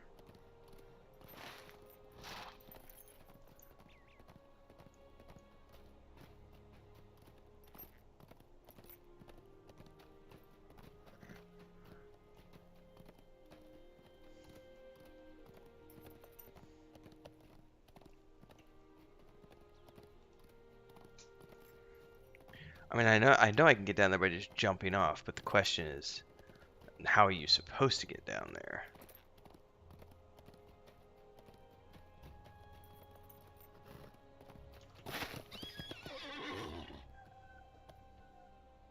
Okay, there's a ramp over there, I think. Yeah, but even I still don't know how to get to this ramp. Alright, screw it. Woohoo! I'm gonna die. I can't believe I did not die on that jump.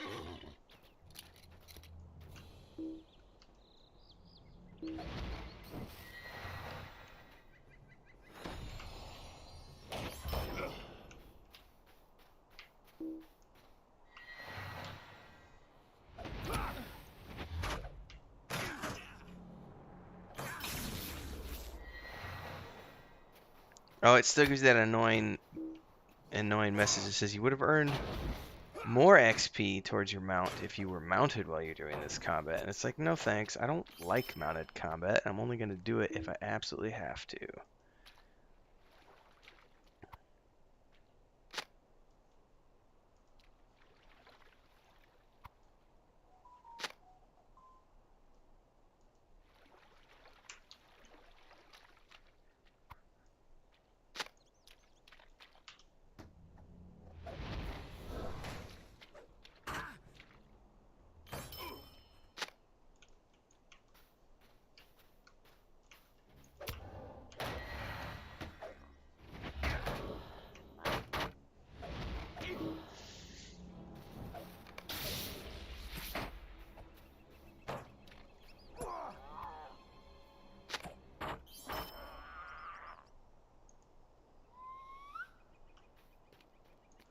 So I definitely don't see a way out of here, so I'm really curious how you're supposed to...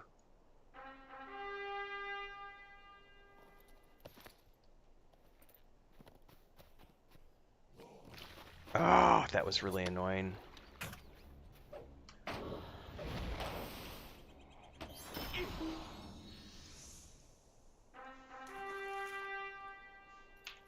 Well, let's see how they're supposed to get you in and out of here, because there's only one trail. Somehow I missed it on the way down. Was it really that simple? No, it's this.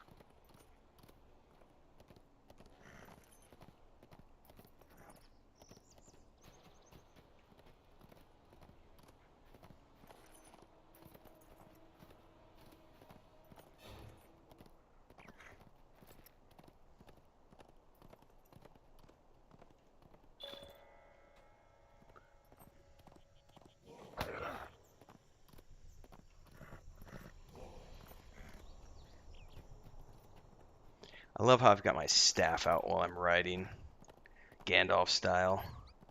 Oh, that's a screenshot. Oh, he put it away. No. I guess I have to be in combat, probably.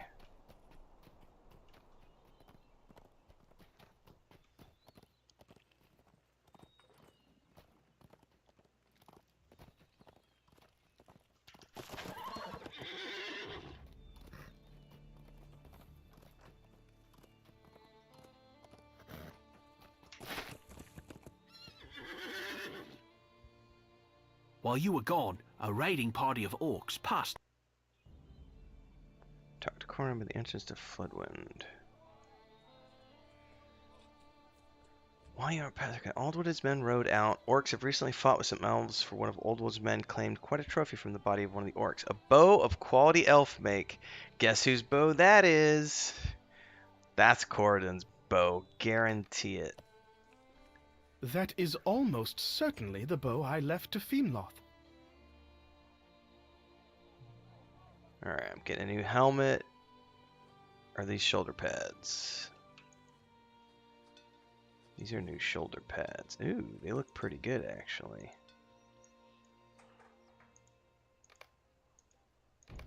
This will not take long.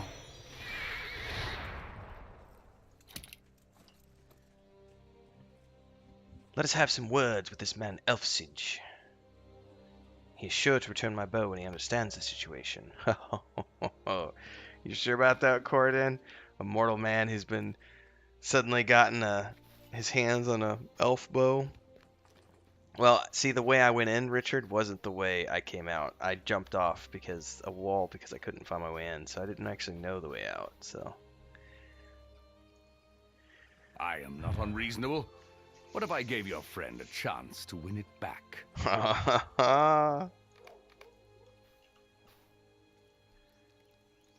If these are the laws of men, I am grateful to be one of the Galadhrim. Alright, so they're going to have a contest.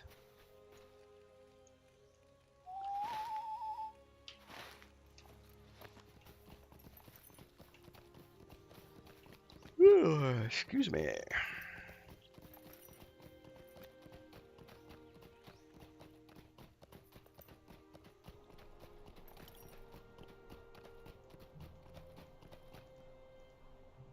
If you go back on your word, you will have me to deal with. It will not take Elfsige long to reach Elthengels.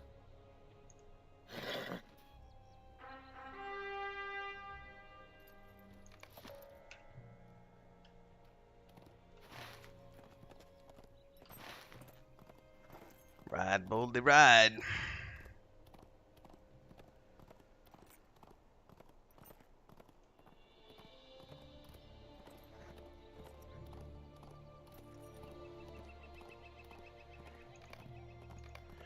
Decline. I don't want your warband. I do want that heavy oak, but I'm not stopping. Harvest another time.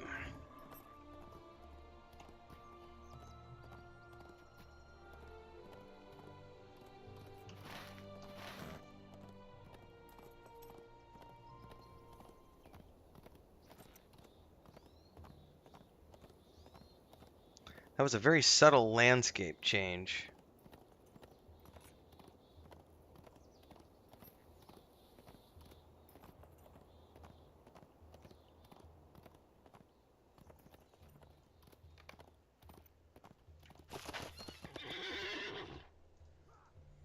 Did something happen to Elsiga? Okay. So we have to go find him because he didn't arrive yet.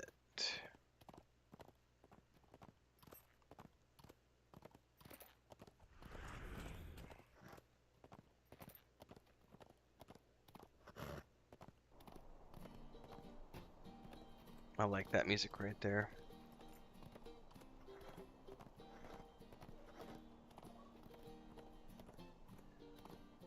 It's got a very Jethro Tull quality to it.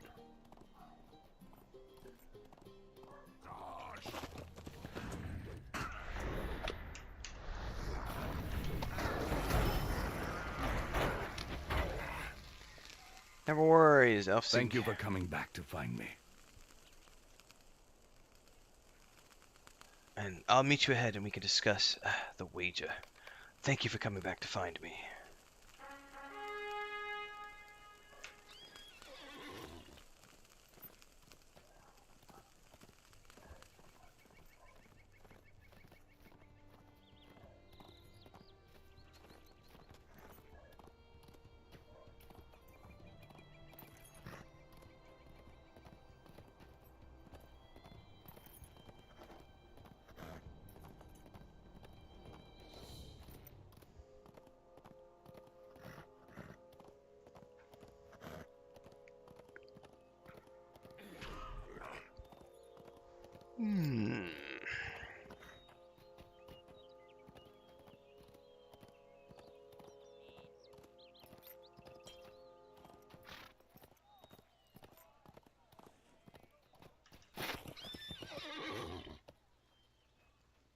I have already given your elf his bow, and I have renounced all claim to it.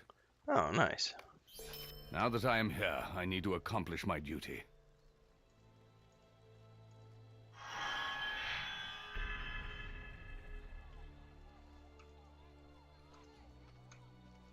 I think we were doing this one, the area effect.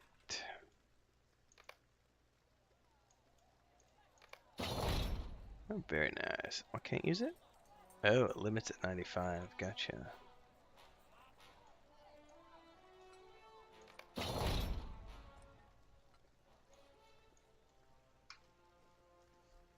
Now that I am here, I need to accomplish my duty.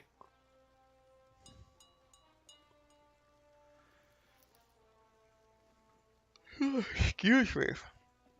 I was given a message to deliver to Thane Mildred of Ethengles, asking for her to send some of her warriors to Floodwind to help defend against the increased number of Easterlings crossing the river. Her husband was slain by orcs. Her son died under unpleasant circumstances more recently.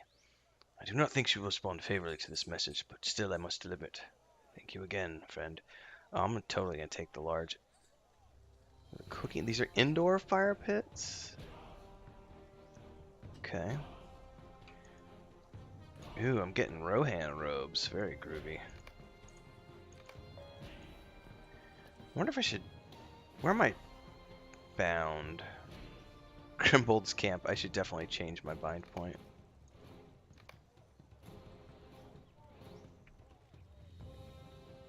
The orcs that fled the East Wall may have passed near to Elfingles. Take these coins of the mark and use them to buy a round of drinks at the tavern for the patrons here. It could be one of them saw something of those Uruks.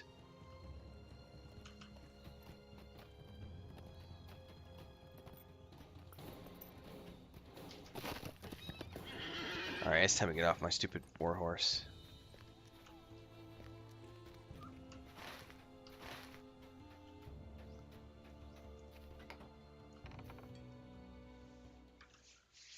Oh, I was supposed to check the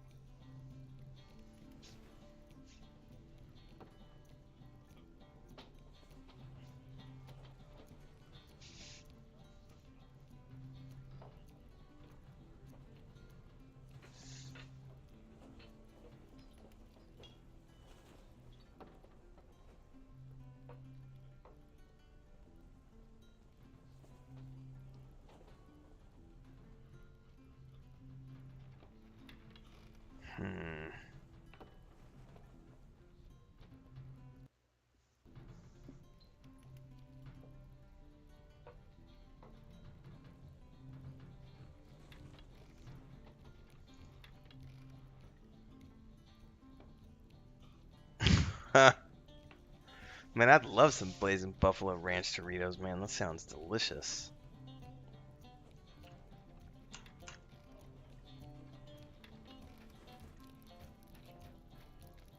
I've not seen you around here before, stranger.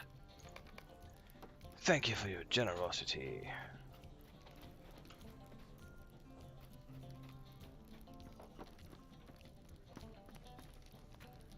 Don't mind if I do have a sip of that.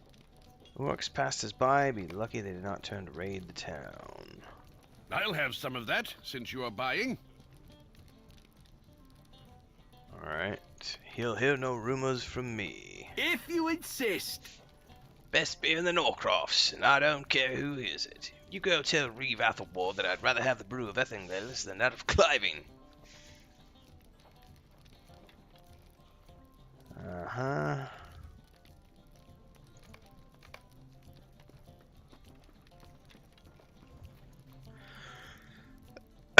Noise. Did you hear that?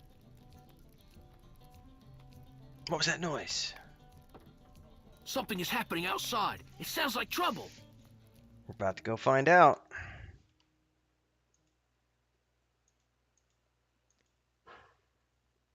Oh, I could tell it. Elfingles is under attack. Quickly, my friends. We must help with its defense. Pretty sure a transformer just blew outside somewhere.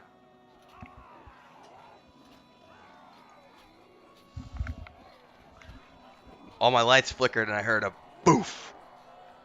I'm pretty sure a transformer somewhere.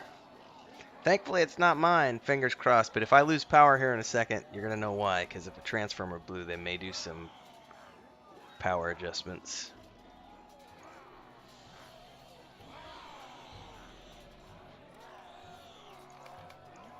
Alright, I need to find my friends.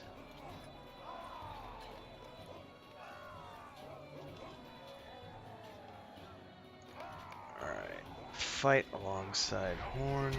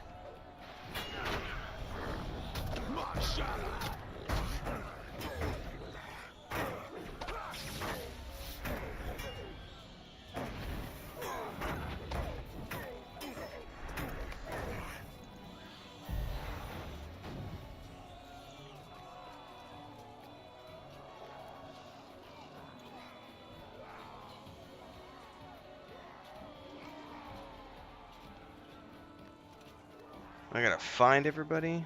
It's kind of a pain in the butt. Alright, well there's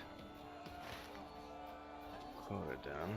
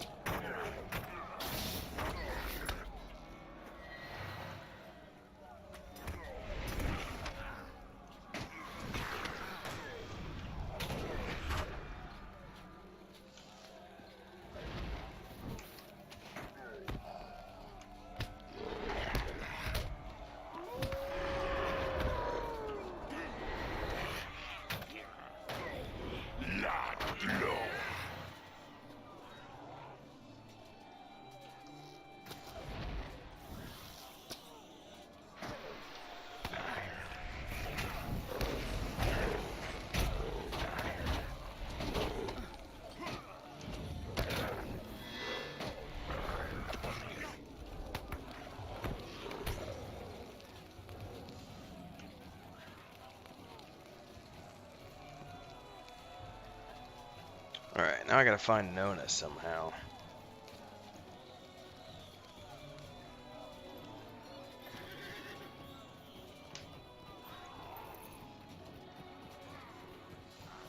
She's probably not over there.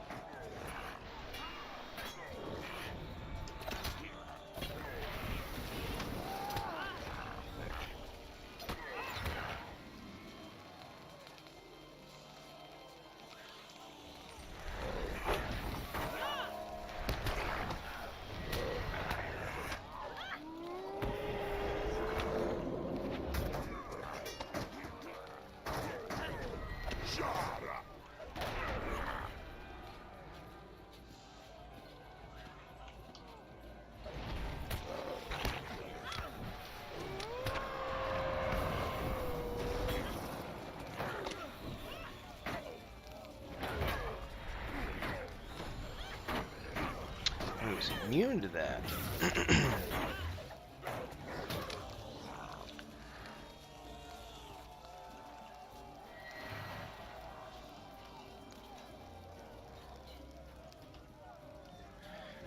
So apparently I have to kill all the orcs.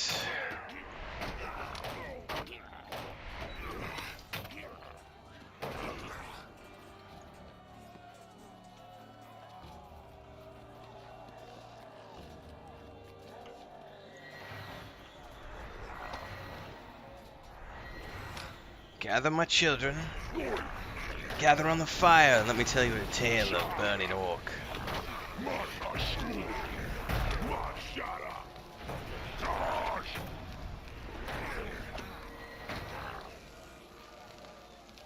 Alright, that is a rather nasty effect for sure.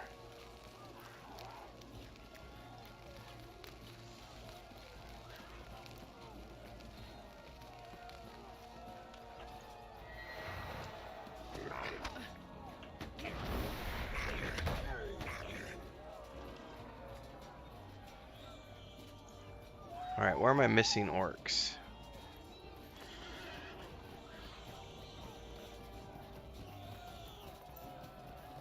Oh, I'm already done. Alright.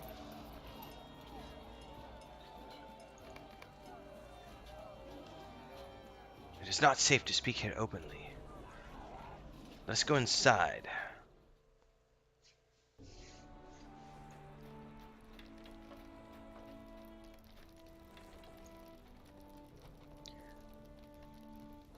You have my gratitude. Without your help, our losses might have been severe. Oh, I got You see both of before those you fire a woman pits. cursed. A woman cursed. On the autumn, my husband Pandrad was slain by orcs while riding near to the Pillars of Kings astride the great river.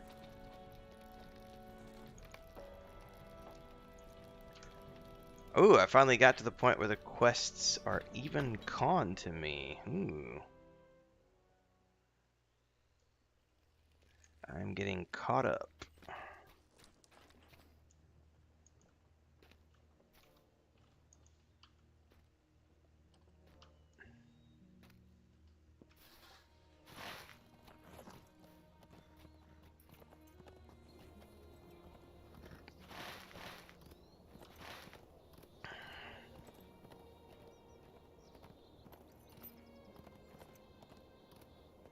That's a pretty cool looking. The way they. Oh, shiznizzle! I can't believe I just didn't die from that.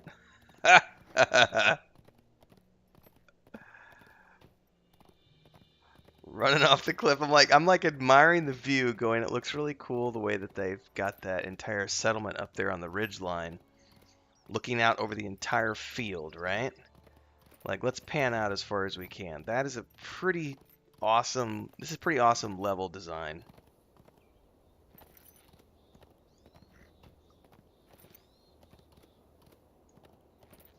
Corpses everywhere. So they command a pretty good view of everything over here. Man, I really broke my leg because it's still going on.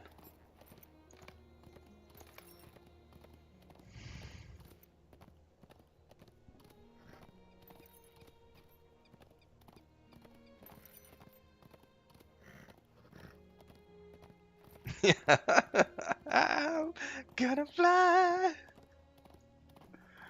I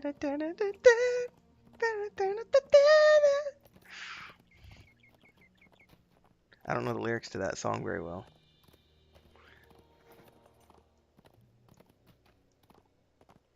That's why you should never get sidetracked admiring the beauty of the landscape.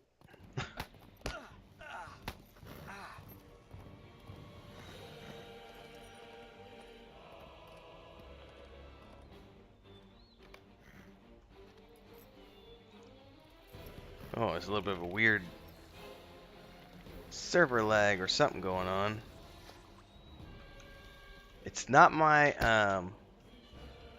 it's not me. I was checking my internet just now. It's not my internet. It's definitely server lag.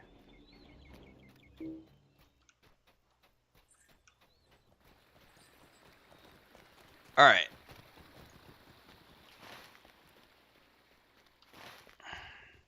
This is a good place to AFK for a moment so I can check on some subs.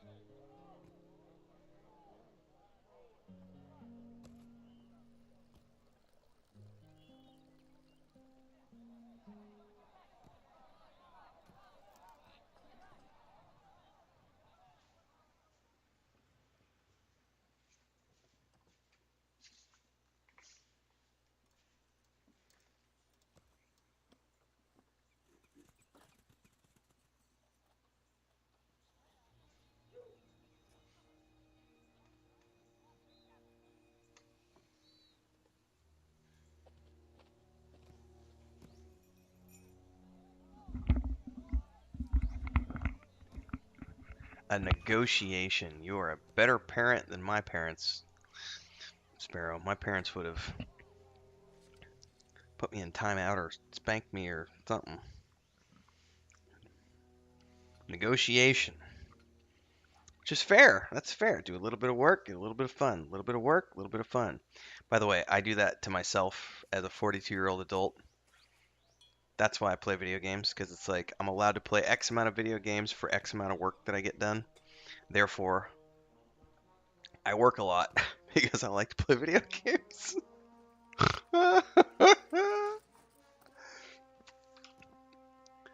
It's like a reward.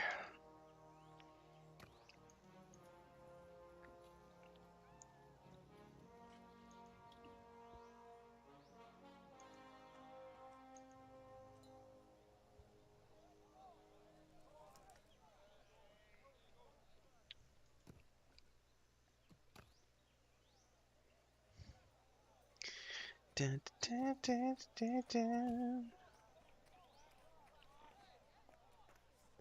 Chris is obsessed with chickens right now. She really wants that chicken coop. And chickens.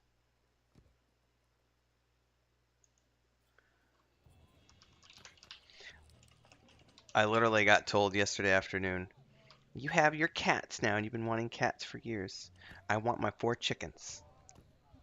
I can't argue with that. Like, the difference is that the cats came with the house, sort of, kind of, maybe. We gotta go buy chickens. Homeschooling has a lot of perks. You know, I wish that my homeschooling would have been like that. And yes, I am complaining about my parents a little bit. My homeschooling was done on a dairy farm with my parents being sort of extremists about no television and the city is evil and sort of being a little overzealous about religious stuff. And as a result, there was a 6-year period where my only interaction with other human beings was on Sundays at church.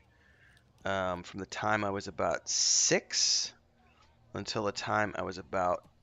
Actually, it wasn't quite 6. Hold on, because they did put me in a Baptist private high school when I was 14 as a freshman. So from 14 backwards, from the time I was 8 years old or so, I guess we moved to Marshfield in 9. So it would have been from 9 years of age to 14 years of age.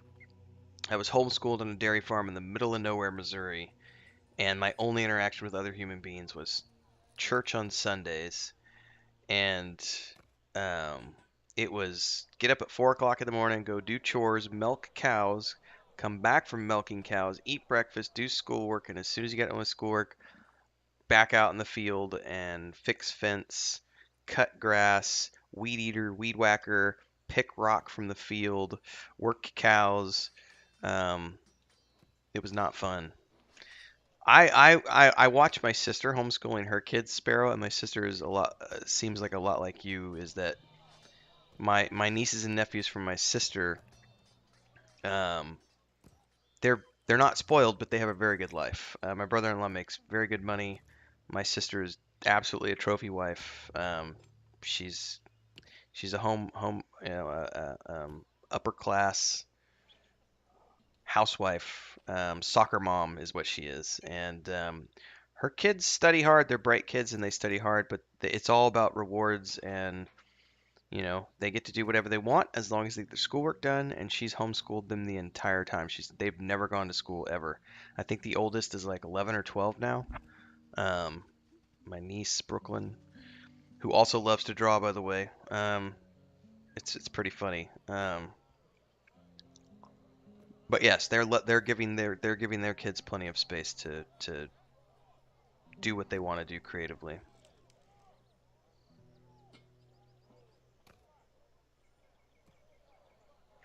It could have been a cool space to homeschool in if it was done. I swear that my parents only. I think my dad only had children so that he could have a. I honestly think this with all my heart. I think my dad only had children because it was a free workforce. That's how I honestly feel, And we have never had Never had a good relationship because of that, because it was always just what could he get out of us labor-wise. And that's just, I think that's just the mentality of his generation, the way he was raised. Not his generation per se, but the way he was raised was that because of the biblical upbringing and everything else, children are your slave labor force. They're especially on a farm. Like the whole reason you know, I'm gonna say something here that might offend some people. The whole reason the Amish squirt out so many babies is because it's all the helping hands. That way they have people to help harvest the wheat and build the barns and fix the wagons and pick all that corn. Like you got to have hands, and if you don't want to pay money to hire those people, you just have babies, and then you have your free labor force.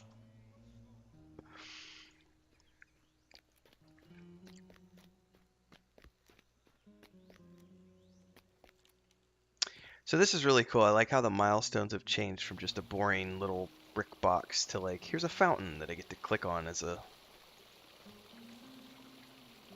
milestone.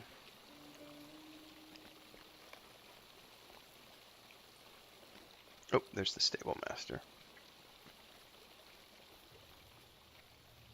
Welcome and well met, my friend.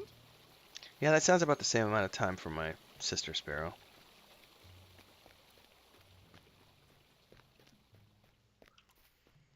Now that's something I don't know if they even have the infrastructure to support homeschooling here in Mexico. Because I know in the S, like my sister takes him. I think it's called. Is it called Leap? I think maybe it's something called Leap, if that's the right word. But my sister actually, the kids go in like once or twice a week for like activities with other kids. So it's not like the way I was homeschooled. It was like you're off in the middle of nowhere and there's no interaction with anybody other than when you go to church.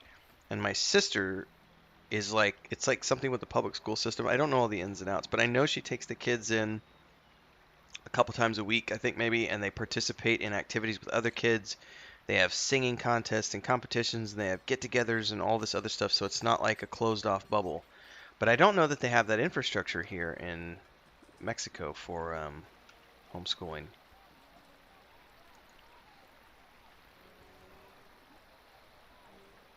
Hardship builds character. This is somewhat true, yeah.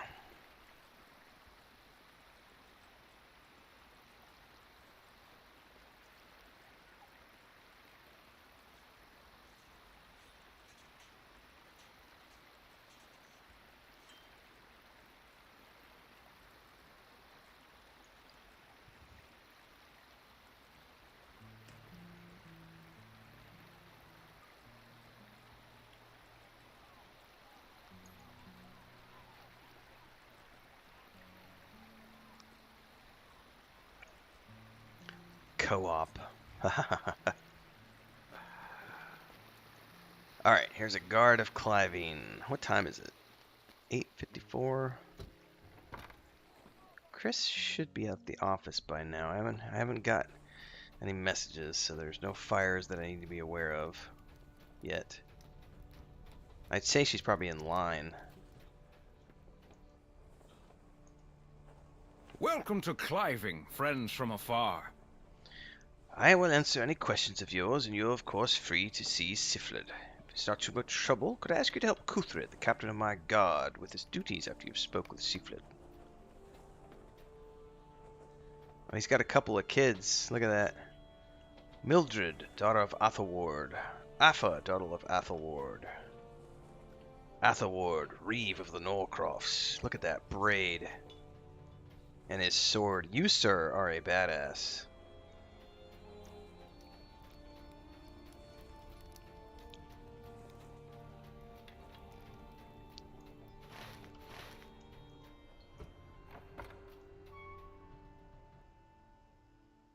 Oh no, I've had good conversations, Sparrow, with my brother and some of my friends. You know, I think I read a really good talk one night with Nathan.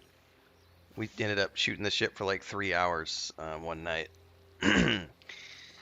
Beyond the work call that we had, you know, we met up for brainstorming and then we're on a call for like 4 hours total and just talk about stuff like that because It is true that, you know, I wouldn't be where I am today if it weren't for the hardships in the childhood that I bitch about. But I definitely have... Yeah, everybody has regrets, I suppose. Wanting things to be a different way. Maybe that's not the same thing as a regret, though. Like, things that are out of my control, I don't necessarily think that you can regret those things because you didn't have control over those things. But, so maybe regret is not the best word to use. I definitely have certain things that happened that I wish had happened differently. I would have loved to have gotten a higher education, as an example, and I was never presented with that opportunity because of life, so it is what it is. But I definitely would. I wanted to get a degree in archaeology, and Celtic I studies. saw you coming to Cliving from afar, and I wondered what your story might be. The Reeve is kind to me, if distant. I think he blames himself for all the grief my family has endured and wants to make amends for it. I am treated well. Look at the view from these walls. There's so much going on here. And the Elthen girls. Alright, I really like her face. Like, that's a... And her hair. Like, they did a good job making her a very pretty NPC.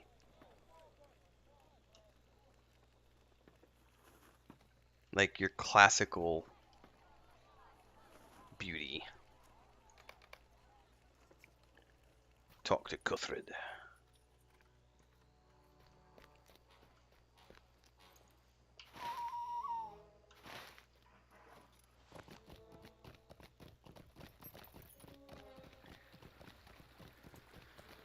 One thing I can't deny is, you know, I have trade skills, which I would say the vast majority of people do not have.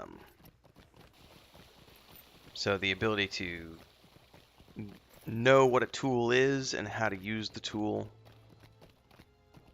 I've forgotten a lot of stuff, though. Like, I used to be a decent mechanic, and that shit, I don't remember anything about motors and engines, and my brother does all his own mechanical stuff. To help with our problems? I can't Good. remember any of it. An important part of guard duty involves riding the bounds.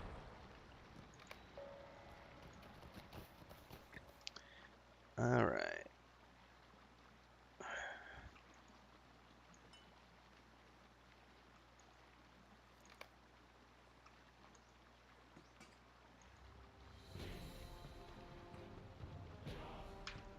I need to sell.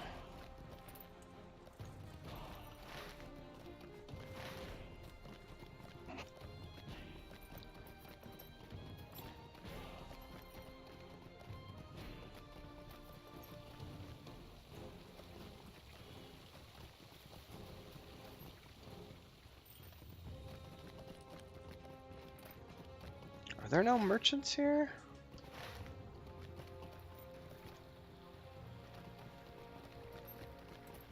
Well, people of Rohan are a horse people. Maybe they don't have plazas and marketplaces.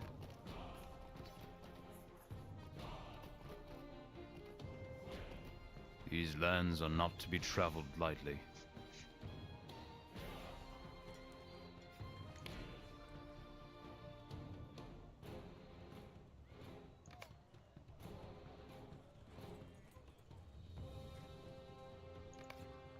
Don't sell the fire pits. Those are going to go in the house. Don't sell that. Don't sell that. Nor that, nor that, nor that, nor that, nor that.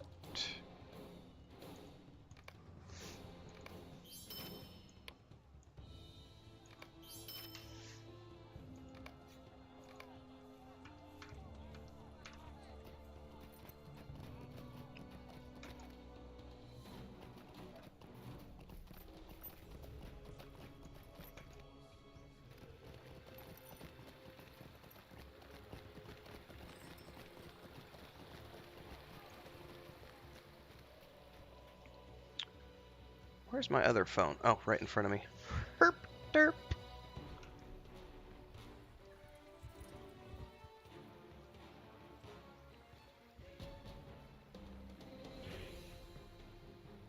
I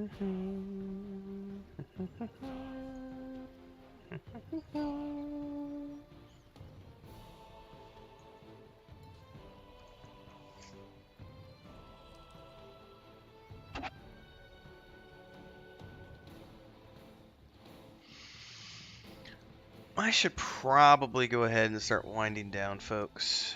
It's 9 o'clock and my coffee's wearing off. I wouldn't mind laying down for a bit. I'm trying to wait for Chris to call me. In case she needs me for anything. Because if she just got to the office, she'll end up being there for maybe an hour. It depends on how many people are at the office. It's funny how that part hasn't changed. Because we were out here... I'll just sit and talk for a bit. I'm not going to quit right away. When we were out here in 2014, after Chris's surgery, because we wanted to hole up with her family so that she could have a nice. It was a rough time. Ectopic pregnancy, lost the baby. She had one of her fallopian tubes taken out. It was a traumatic experience. And after that, it was like we needed a support group. So we came out here and stayed with her family, and for about 6 months. But we stayed in the other town where her family lives, and I remember when we had to get internet installed. There wasn't cable back in the day, so it was just DSL out here at the time, and we had to go to Palenque, which is where Chris went today, to the same office of the telephone company. It's a weird thing being so far out in the boonies away from that is a transition thing. It's funny to me because I grew up like that, and then I went away from that because I was like, I want to live in the city because I like stuff. I like Uber Eats, and I like restaurants, and I like convenience. I like all that stuff. I like not having to leave my house, and I can, order out, order in, have somebody bring my groceries. I can know that if I have an issue, I can go get it resolved same day. Like, I like convenience, and that's definitely a first world luxury that a lot of people take for granted. And coming back to the countryside now, I had forgotten about the lack of convenience, which is not a big deal. It's not an issue. It gives you more time to read books, and Chris and I we've been joking about it the other day. We've had a lot more time to just sit and hang out, which is something we haven't done in a long time because we're always working together. So when we're always together, but we're always working together. So we're always, before Weaving the Void, it was the travel blogs, it was photography projects, videography projects, and having fun doing stuff together, but always working. And our downtime was Netflix and walks in the park. And now, because we're not doing Netflix right now, and I'm not streaming at nights right now because the internet connection is shit at nights. We've had like 2 to 3 hours a day where we're just hanging out, especially with the cats. We're just hanging out, getting the cats used to us, and just hanging out and chatting. And that's something that's a lot different than here. And but it's just funny to me because there aren't a lot of services in this town. So it blew my mind that, like, even now, like, it's been 8 years? 15, 16, 17, 18, 19, 20, 21, 28. It's been 8 years since we were out here last time. And they still don't have an office for the local telephone company, like, in this town. Like, you have to go an hour away. You have to drive an hour to go to the office. And customer support is just so bad that it's easier to go to the office than it is to try to get a hold of somebody on the telephone, because Chris was on hold like 2 hours last night, and she finally was like, screw it, I'm just going to go into the office tomorrow. I didn't go with her. She asked me if I wanted to go today, and I said no because I wanted to get some work done today, which was the tabletop work, which I ended up doing at like 2 o'clock in the morning to 5 o'clock in the morning. But then I was like, you know what? I'm just going to stay home anyway because I want to get some sleep. I am seeing if I can get this spray foam off of my shirt.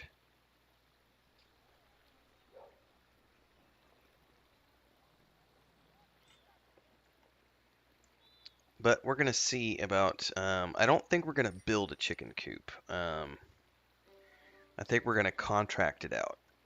We have some photos. Chris and I spent about an hour the other night. That was actually Sunday night, Sparrow, when the internet was so poopy that we couldn't stream our tabletop. Chris and I just hung out, shot the shit for an hour, and ended up on the internet looking at chicken coops, trying to figure out like which one can we build. And then we just looked at some of them, and she was like, you know what? Rather than us building one, why don't we just get a contractor, get a carpenter from around here, and just have him build one? And I was like, that's a better idea because I don't have tools yet. And I mean, I need tools, but when you factor in like to go buy a toolkit's $500, I could just pay a carpenter probably 50 to $100 and have him with material and everything probably spend $150 to build something. This is a trip I haven't showed anybody. I took pictures, but I may have mentioned this in Discord. I don't know that I've shown the full details. So like this bookshelf, it's all the wood we have is pine. So I got that bookshelf. I got 5 of these tables that we are using as desks. We have 3 of them here and 2 in the kitchen. So we got 5 tables. We got that, and we got 2 individual bases for the bed. So putting together, that's enough for a king size mattress. It was $225 for all of that, labor plus material. Like he makes the stuff and then he brings it into town. And this is how far out, we're in the boonies. When we had him, like we got the tables, her sister brought them here with her car. But the bed frames, the guy sets up shop like 6 or 8 city blocks from here, and we were like, can you deliver them? And he's like, yeah. We didn't ask him how, we just asked if he could. He was like, totally, where do you live? And so he showed up with a dolly, like a 2-wheel dolly, if you know what a dolly is, like a 2-wheel hand truck. Like he pushed the 2 bases like 6 or 7 city blocks up and down hills in the blazing heat to deliver these things, and I was like, but I paid $225 for all of that material, all of that pine furniture. It's very sturdy. It's not the most beautiful thing, but it's functional furniture. And the cost of lumber in the United States right now is just so ridiculously expensive. I'm just like, I don't think I think it would have cost me $1,500 in terms of labor and material costs to get the same amount of material in the US that I got for $225 here. Which blows my mind. So when it comes to chicken coops, I was like, you know what? I don't want to spend $500 on tools right now. If I can just go pay somebody $150 to build a chicken coop for us. So that's probably what we're doing. Oh, Bounty loves birds.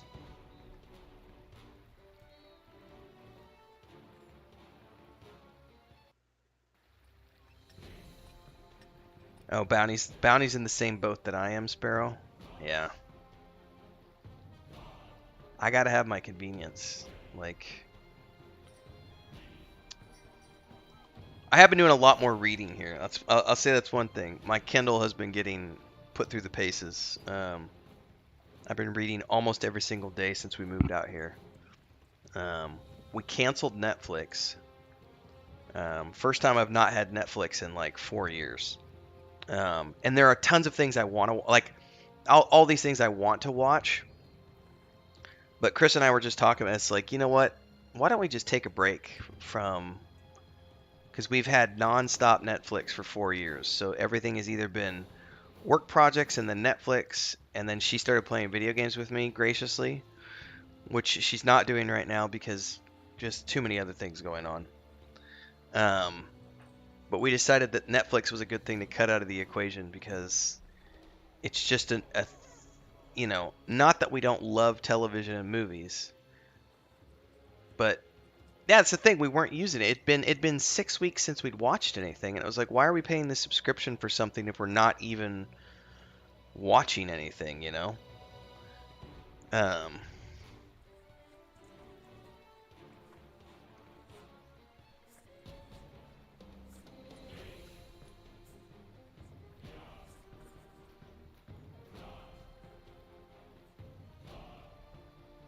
It has been nice getting a lot of reading done, though.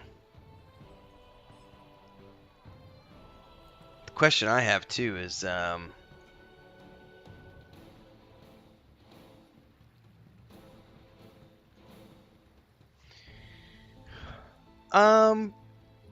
we both we probably use TikTok more than we do YouTube. But in essence, YouTube Shorts are the same thing as TikTok. But TikTok has become a pretty easy source of entertainment because it's short form and you can just scroll. So it's pretty easy. I think there's tons of great content on YouTube for sure. Twitch as well, I suppose. I appreciate everybody hanging out with me just for, shits and giggles.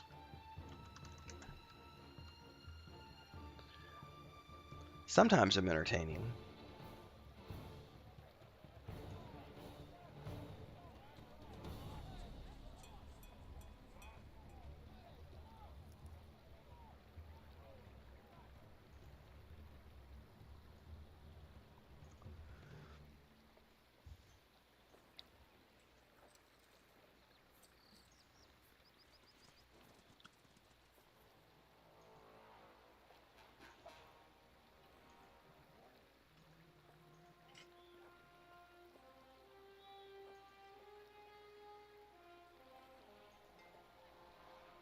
It's a good way to look at it, yeah.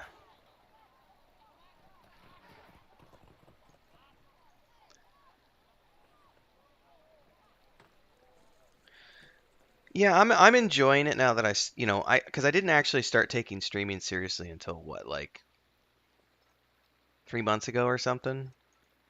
I guess it was about January when when my day job wrapped up. It didn't wrap up, I was given the boot.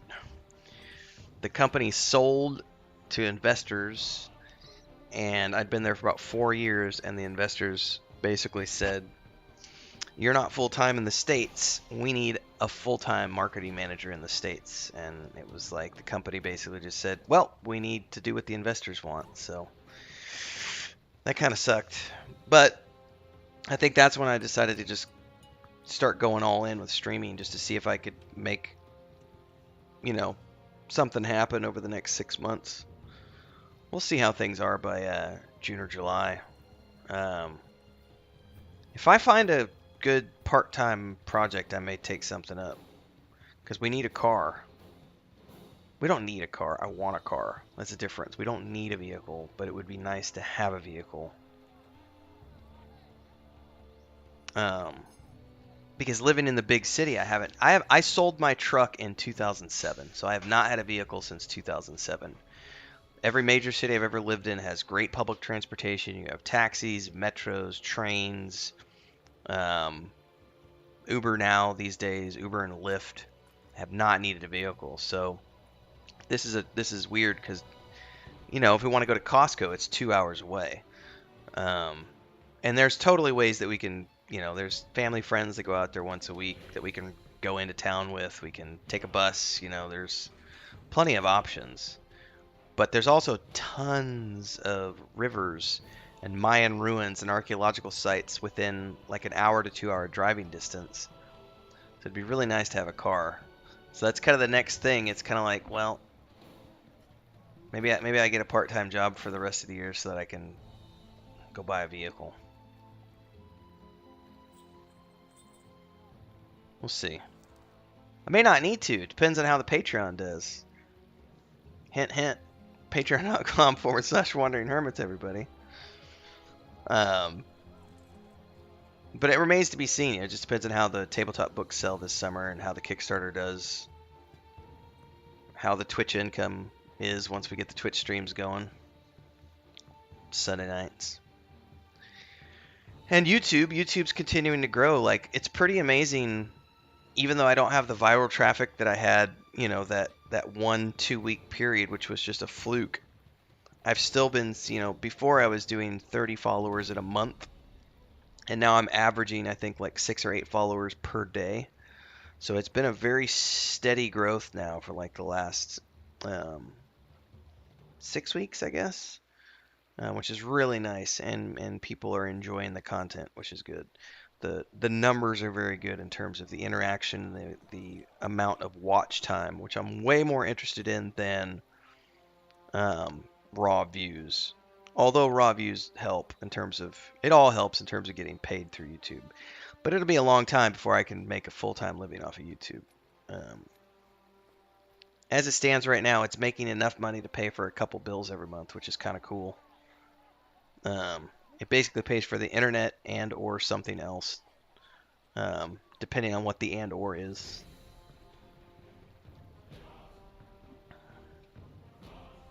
I made a huge chunk of money that month that all those videos went viral.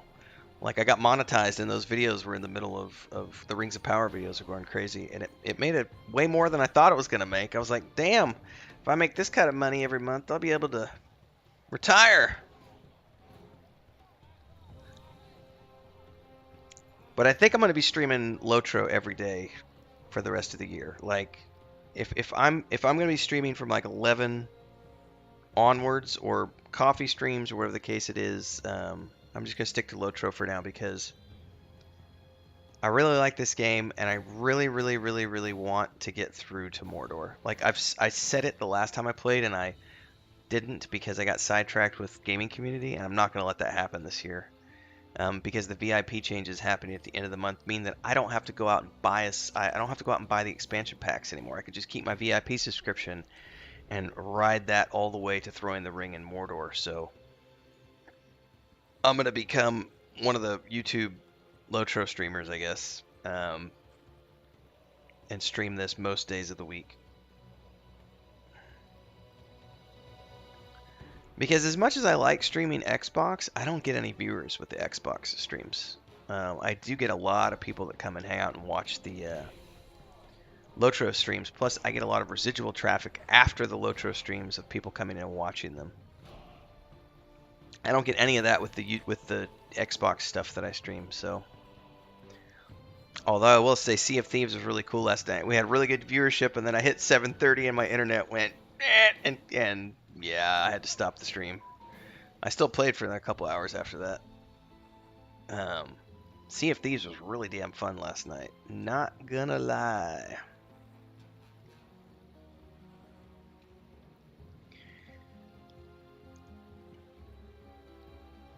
Yeah, I think so too. Chicken coops, Sparrow. What are some of the cool chicken coops? I'm gonna show you one of the ones I looked at last night. Hold up. Well, I'm just talking at this point to keep myself awake. Just trying to wait it out until I get a phone call from Chris or anything. If she needs me for anything. Because otherwise, if I pass out, I'll have a hard time waking up when she calls me.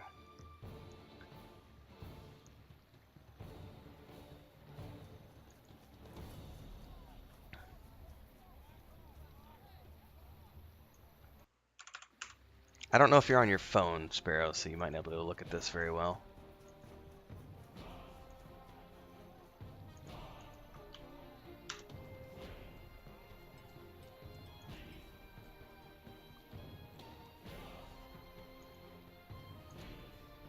And honestly, the first one on there is the one that Chris looked at and went, I wouldn't mind that. But they have some really cool ones. Like they have one that's like built into a wheelbarrow, so that's mobile. But even this one, the first one on there, this red one, is built on skids.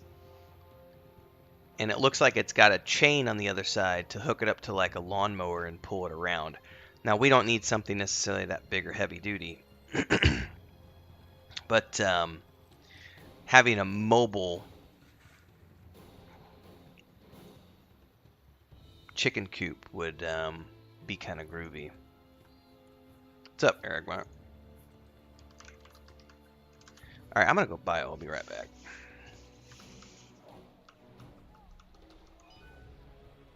Oh, and there's a message from Chris. 1 second.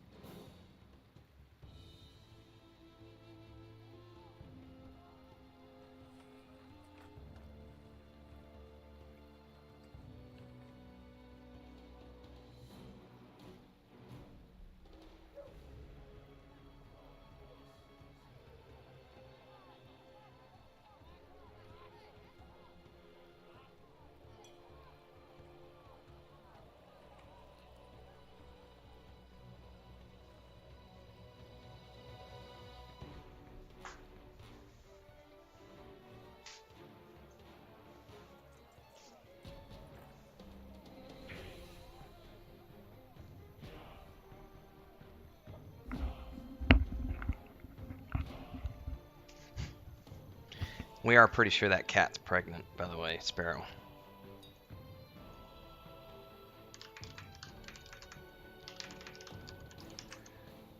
We're going to we're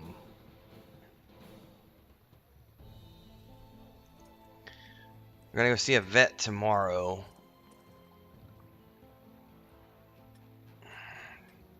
Yeah, there's a lot of nice coops in that particular.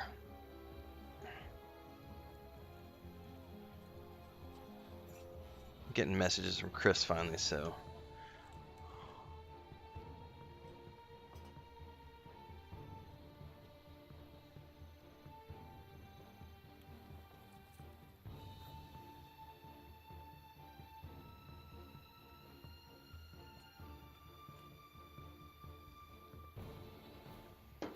Um,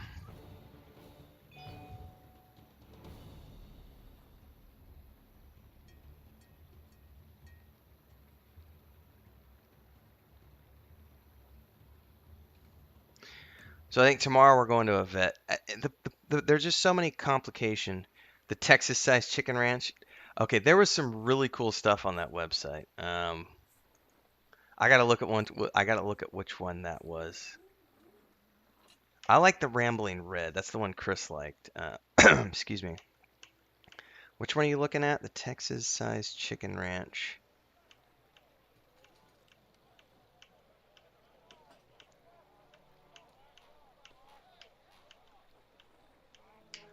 The Amish Red's pretty nice, and it has the 4 boxes for the checks. So my mom, I don't know if I have any pictures up on my Facebook. Let me go see if I do. Because my parents have property, obviously, and my mom loves her chickens, and she's always had chickens. Let me see if I have any pictures up.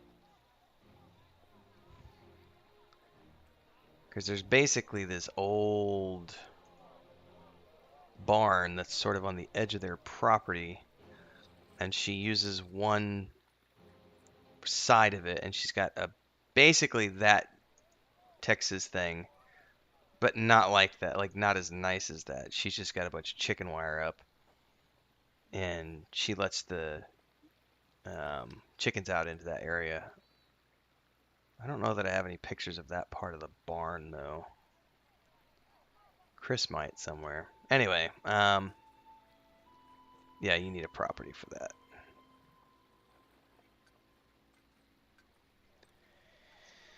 Well, all I can say is that we have it's a bigger backyard than both of us thought, but it's also not, you know, unlimited, so we have to be very conscious of the space. I am way more interested in having trees and shade trees, like growing a bunch of fruit trees, and she wants space for her chicken coop. So there will be a compromise of sorts at some point.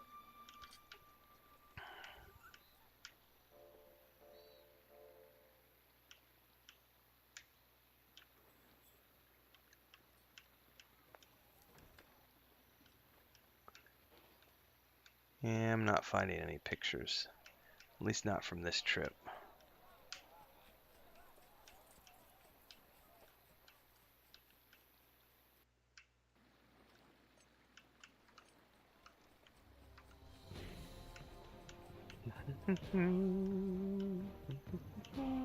Nah.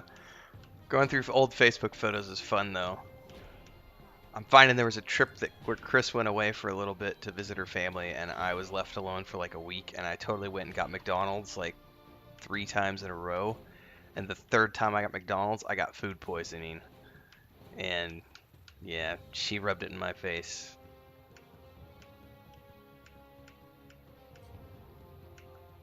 These are all the pictures from the Ireland trip. I gotta say, as much as I like game development, having a travel blog was pretty freaking awesome for the years that we did it. We got to travel some really cool places and work for the government on some really cool projects with the tourism boards. That was a good gig.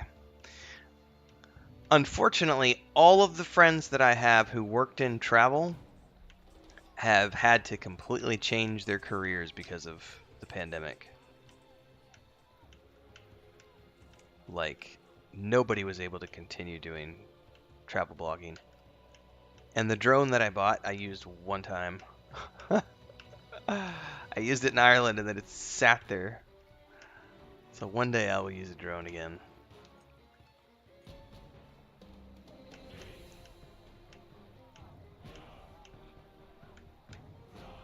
Oh, I do have pictures of... Here's some pictures from 2017. I don't think I have any of the chicken area, though. Damn.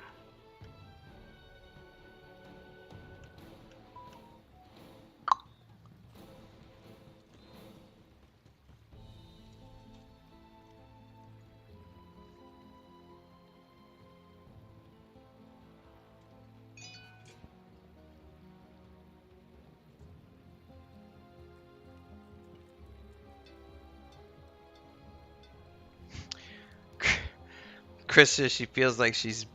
like there's witchcraft against the internet. Because she showed up at the office... And as she got to the office, like she got up in line and she's at the counter and they're checking the options that are available at this address, and the power went out for the whole building. And now she says now the equipment is taking forever. It doesn't want to turn back on. And so the lady can't verify anything at our address. So Chris just made this trip out there. She's not very happy right now.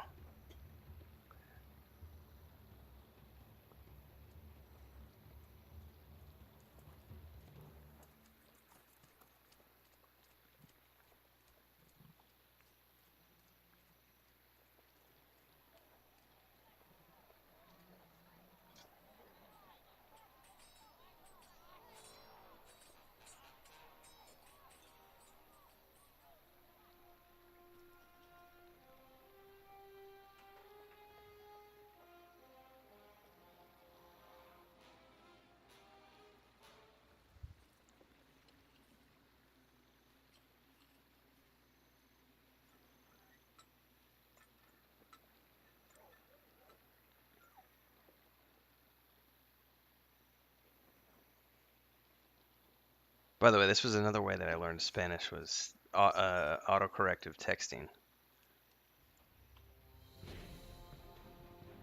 Dun, dun, dun, dun, dun, dun, dun, dun, dun.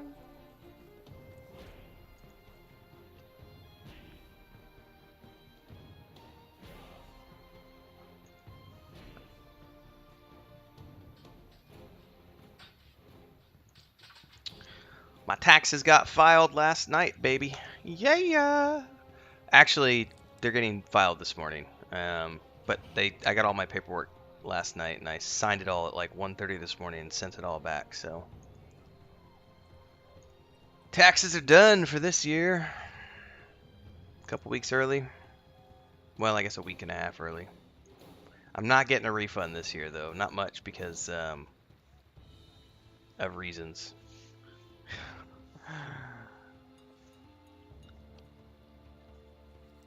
I get a few $100 back this year, but the stimulus check from last year, of course, eats into that, so it's not as big as it could have been.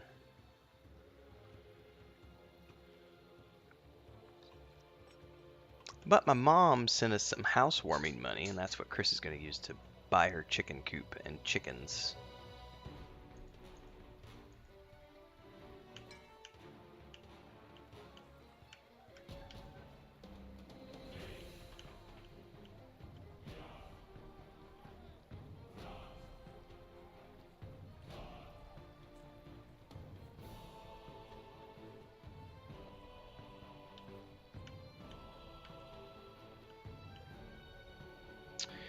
Here's a picture. This might work, Sparrow. This might be a picture I can show you, maybe.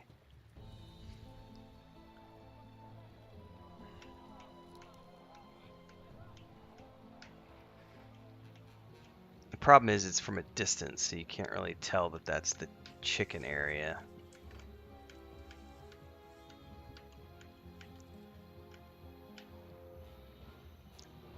But I was taking night shots when we were out there in 2017. So that red barn, I'm going to link this up here.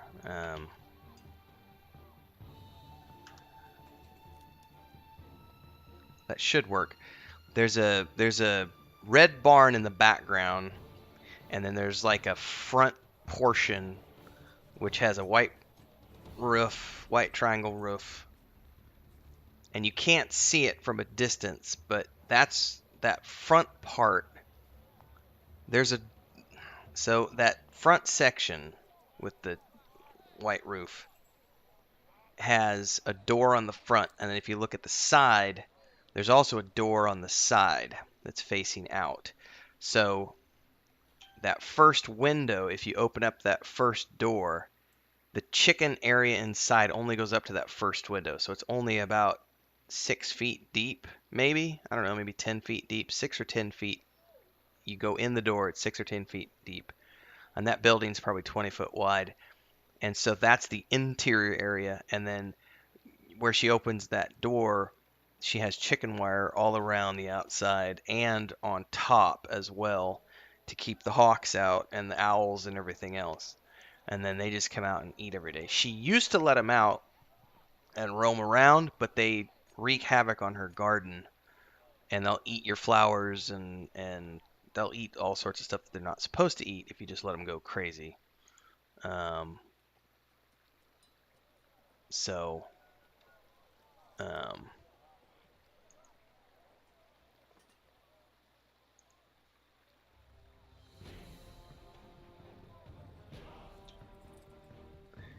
can't believe that was all the way back in 2017. Man, time flies. Yeah, they have a very nice place. My dad unfortunately has a really bad habit of every like 7 years he wants to move. It's like that 7-year itch thing. He's like he's got to move every 7 years, and so they've never stayed in one place for more than like 7 or 8 years. And they've been trying to sell for like, I think it's been 2 years they've been trying to sell that place because he wants to. He can't ranch anymore. My dad he's basically crippled. I think he just turned 60. He'll be 61 this year. But he's been crippled for 10 years, but he just can't. He can't even put a saddle on a horse anymore, and he's sold. I think they sold like 60 or 70% of their cow herd off like 3 months ago, and they're trying to retire. So,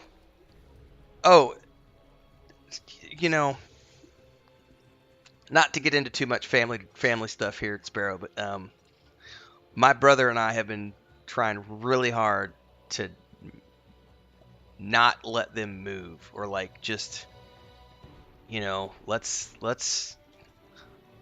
figure out a way to make something work so that you guys don't sell that place and move off, because it's a nice place with a lot of property. It did have a lot of property. They just sold off 2 huge chunks of property along with a bunch of their cows, so it has a lot less property now.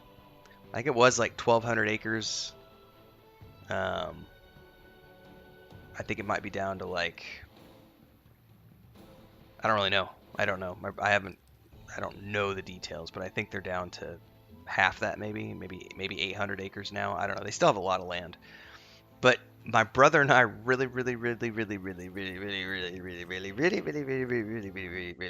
want to convince them to not sell, because the front side of that porch that you see in that picture, if you're looking out from the porch, it faces to the south, and there's a hill that gently slopes. It's the dirt road. It's not a highway, but it's a county road. It's a dirt road that runs right in front of the house.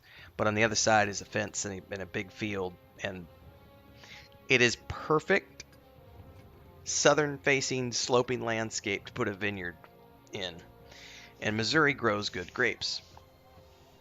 Certain types of grapes anyway, and there's lots of vineyards in the Missouri region. And we had conversations with them back in 2017, and my dad at the time was still well enough to ranch, and so he was like, no, I don't want to do anything that's not cows.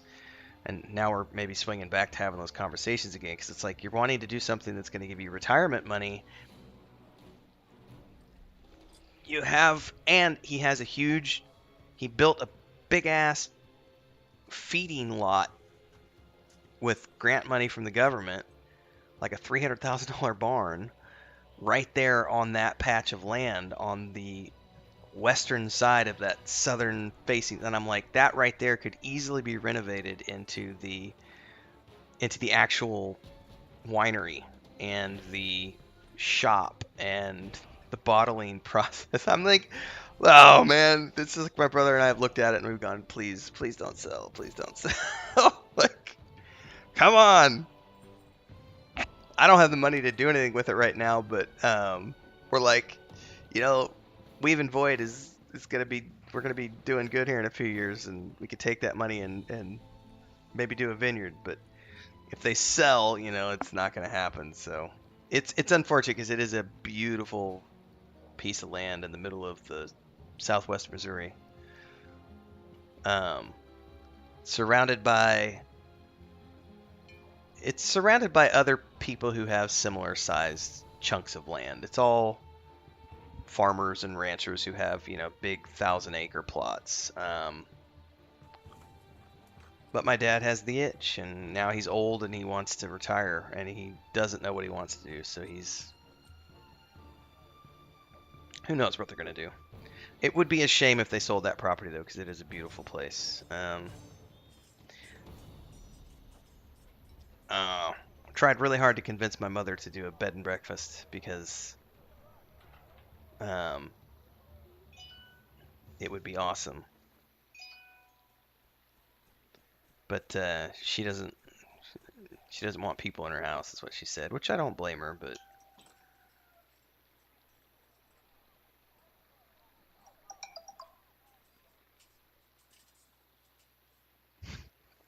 Chris just sends me a text message that says, how funny is it that the telephone company who I went to go talk to today about installing another line of internet at our house doesn't have internet today? And I'm just like, oh, baby, I'm so sorry.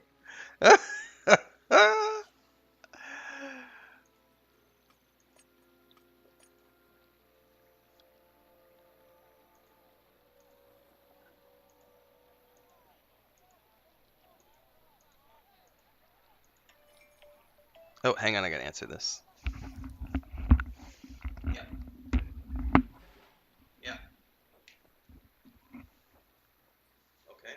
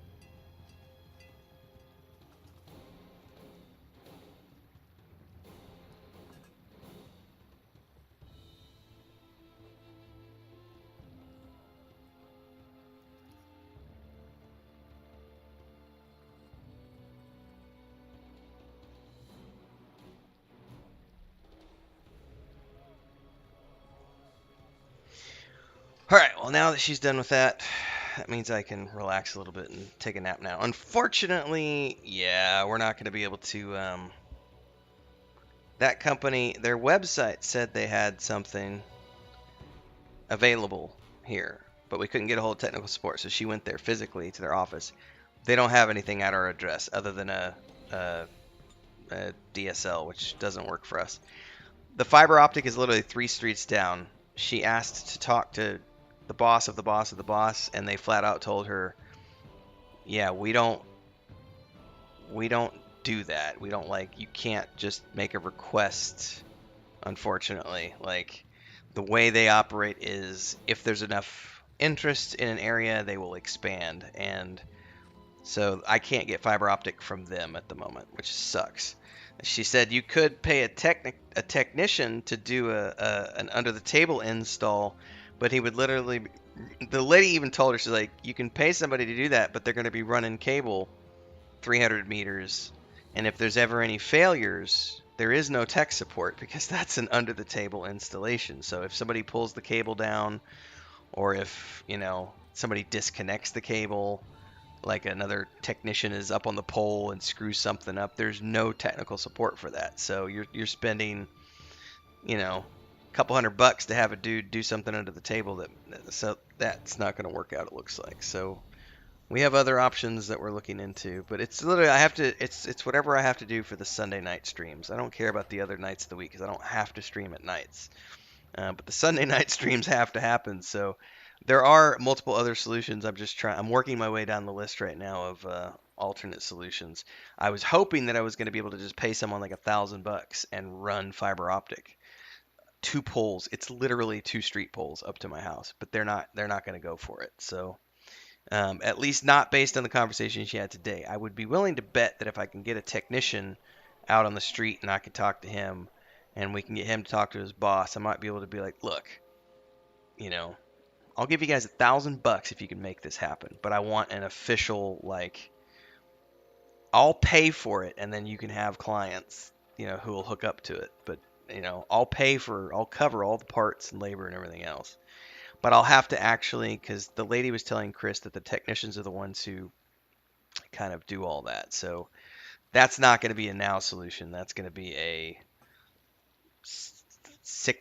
4 to 6 month solution. The other solution, here's the thing, Sparrow, just because you're here. So the first week that I had this ISP, I streamed Friday night, Saturday night, Sunday night, no problems. They did not throttle my connection at all. There was no whatever. Second weekend, I had already gone over 500 gigs. And Saturday, I was capped, which was last weekend. The weekend before last. This past weekend, I was already up to like 600 gigs. And as soon as I hit Friday night, 7:30 on the dot, then Saturday 7:30 on the dot, then Sunday 7:30 on the dot. Gila's in chat right now, or he was earlier. I was playing, and I was streaming last night. I was streaming Sea of Thieves, just like right now I'm streaming. No problems. I hit 7:30 Central, and as soon as we hit 7:30 Central, my connection went whomp. So I'm willing to bet that the company just monitored my usage and either Bounty said it, just getting shared as well, but they're either throttling me because of my high usage or they are whatever. So one of the solutions, which I don't want to do, but it is a solution because I don't want to give these people more money because screw them for blocking me in the first place. But they have the business connection, which is we didn't know about before we moved here because they didn't tell Chris about it before we moved. But they have business connections, supposedly, which is a 350 down, 25 up, which would be great. But not if it's going to get capped or throttled on Sunday nights. So the theory would be if we contract that other service, we would have 2 cable lines coming here, one in Chris's name and one in my name. And I only use that other one on Sunday nights. Like it's the tabletop modem. it's the tabletop connection. And theoretically, if that's the only thing I'm using it for, and theoretically, if the throttling is because of, usage as opposed to saturation, then the other connection would be fine. But these are all theoreticals, and I'm not going to know unless I go pay to get that second line installed, and I'm locked into a 6-month contract. That's the minimum contract they have, which forces me into paying them money every month. And then if they cut that connection as well on Sunday nights, it's still not a solution. Then we're stuck with 2 cable connections, neither of which work on peak hours. That's a worst case scenario. But I'm making a lot of assumptions there because I'm assuming that they are throttling me. I don't know that for a fact. But based on the fact that the first weekend I was fine, the second weekend I was fine other than a Saturday night, and then right. Like it might just mean during business hours they give you full access, but then they still throttle you at night. I don't know any of these things. And the way the guy did business with Chris telling her all these things over the phone from Mexico City, and then she got here and she paid for it, and then after she paid for it, none of what he told her was true. And then he's like, well, sorry, I can't change anything because you're locked into a contract, so you'll just have to wait it out. And it was like, dude, F you, man. Like, that is not the way to do business. Like, that's all good. At the very least, I can hotspot my phone, and I've got more than enough to do our streams on Sunday night with my hotspot. But that's not a long-term solution. That is a short-term solution. So at the very least, I'll have this set up for Sunday night. And then we've got another guy in town who has his own little service. He has fiber optic downtown, and then he's selling hotspots to people trying to establish his own little business, which is essentially what my brother has. But we don't know if we'll get line of sight from our house to his, so he wants to come up to our place and see if he's got line of sight, and then I have to talk with him and confirm speeds and prices and everything else.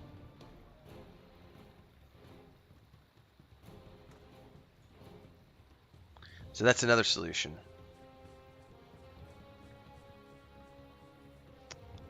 Which we will find out about over the next few weeks as we continue to iron out a long-term solution. But short-term solution, also I found out my telephone company has a, I'm going to test it with my brother on Wednesday night, I think. Apparently I can pay a couple bucks. I forget how much. It's not that much. And supposedly you get unlimited internet for 2 hours via your phone, but I don't know if it also works for hotspot or if it's only to your phone. I don't know if it'll work if I'm connected to hotspot, but I'm going to test that on Wednesday night, because if that works, that'd be interesting. But it is a 2-hour limited window, so you pay for it, and as soon as you pay for it, it turns on, and you've got a 2-hour window of, it says unlimited, and you know, we would have a 2-hour window. So I'm going to test that with my brother on Wednesday night, because that's a 4G.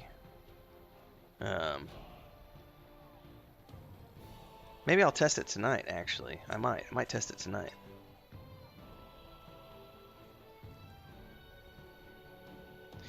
Yeah, that's the thing. My only concern, Lance, is that I suspect that my modem is being limited. I don't know for a fact. It could very well be just once they saw my usage was so high, they just went and said, you know what, we're gonna when 7:30 hits, we're gonna share his connection with everybody. Whereas before, I think maybe I was getting lumped into being shared too. And then they saw how high my bandwidth was, and they said, well, now we're going to share that connection to make sure that everyone else has fair use. But here's the fucked up thing. There's no fair use policy in the contract. I checked, so there's no fair use policy in there. What I really hope they don't do is say, let's say I get the other line installed, and I only use it for Sunday nights, but they still go, oh, it's to that same address. It's that dude who uses all the bandwidth. You know, that's what I'm paranoid of, is that then the other connection would also be getting limited or shared or whatever the case may be, which would nuke me. But I know for a fact that I didn't get limited the first 2 weekends that I had the connection. It wasn't until last weekend and then this past weekend that I saw the limits being happened. And this week, I'm going to see if it happens again tonight. But I'd be willing to bet at 7:30 my connection goes whomp. And that's the risk I'm going to have to take if I contract the business line with the same company. Is it also going to be limited? We'll find out. So I'm going to be spending lots of money, and I got to get this cat spayed. I'm like 90% sure she's pregnant because her belly is not going away. So I need to get her spayed, and thankfully it's not a lot of money to get cats spayed here in Mexico. They also do campaigns to get your cat pets spayed and neutered, and you can go get it done for free. But there's no I don't think there's any campaigns going on right now. But I need to get taken care of now, not later, because I do not need more kittens. I've already got 2 kittens. I don't need her having another litter of kittens in the house now that she's made this her home. So like Chris and I were just laughing. It was like, when does it stop? Like, gotta buy tools. Got to get more internet connections. We got to get electric installed. Then it's like we got a cat. We got to take care of. We got this. Like we were supposed to move here to cut our bills by 75% and no longer have to pay rent. And we just keep tacking on more expenses. Oh, it's funny.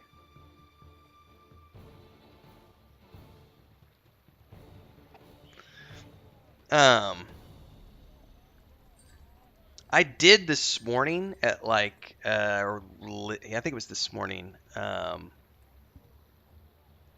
don't have any paid VPNs though, and that can sometimes make the difference. I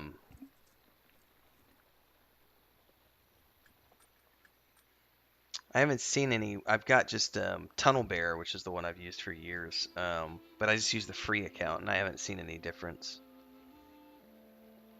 I suppose I should check some of the other ones that have like trials out and see. That'd be a good. That's a good experiment for tonight, Lance.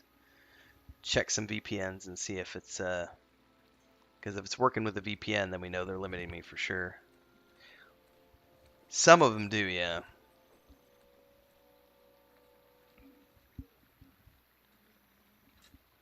I hadn't thought about that, to be honest with you, other than I checked it the other night. But I hadn't thought about the because it'd be a hell of a lot cheaper to just pay for a VPN that's like $10 a month than paying for a whole nother internet connection that's going to be like $40 or $50 a month. You have given me another experiment to test, man.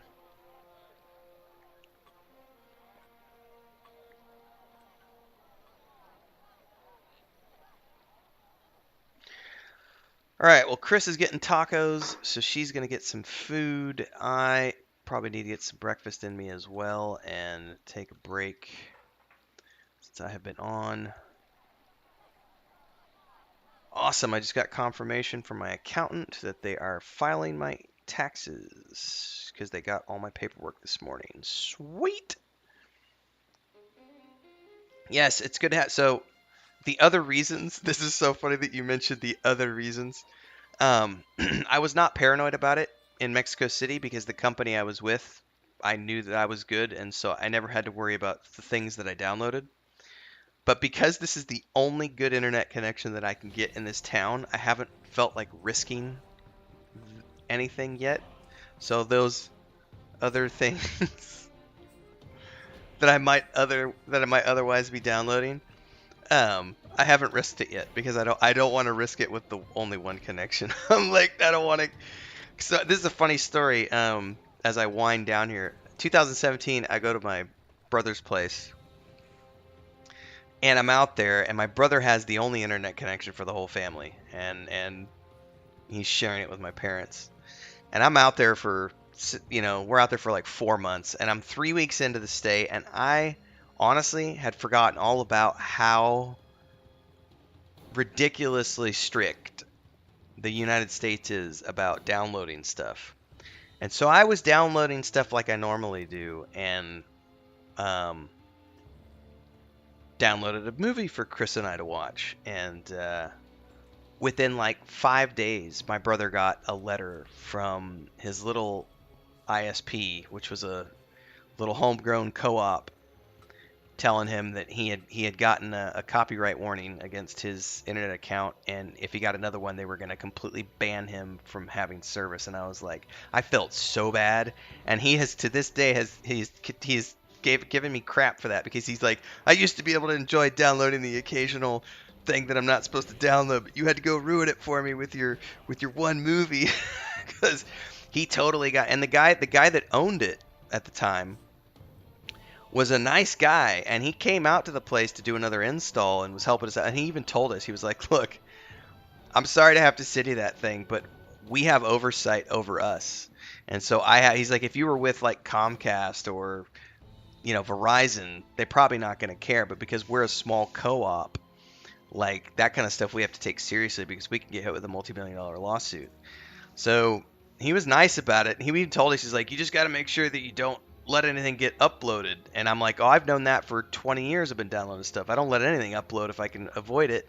So it's like I immediately had turned it off after it stopped downloading, and it still pinged the system. And yeah, I felt really bad, because I thought I was gonna get the whole family's internet shut off because I downloaded one movie.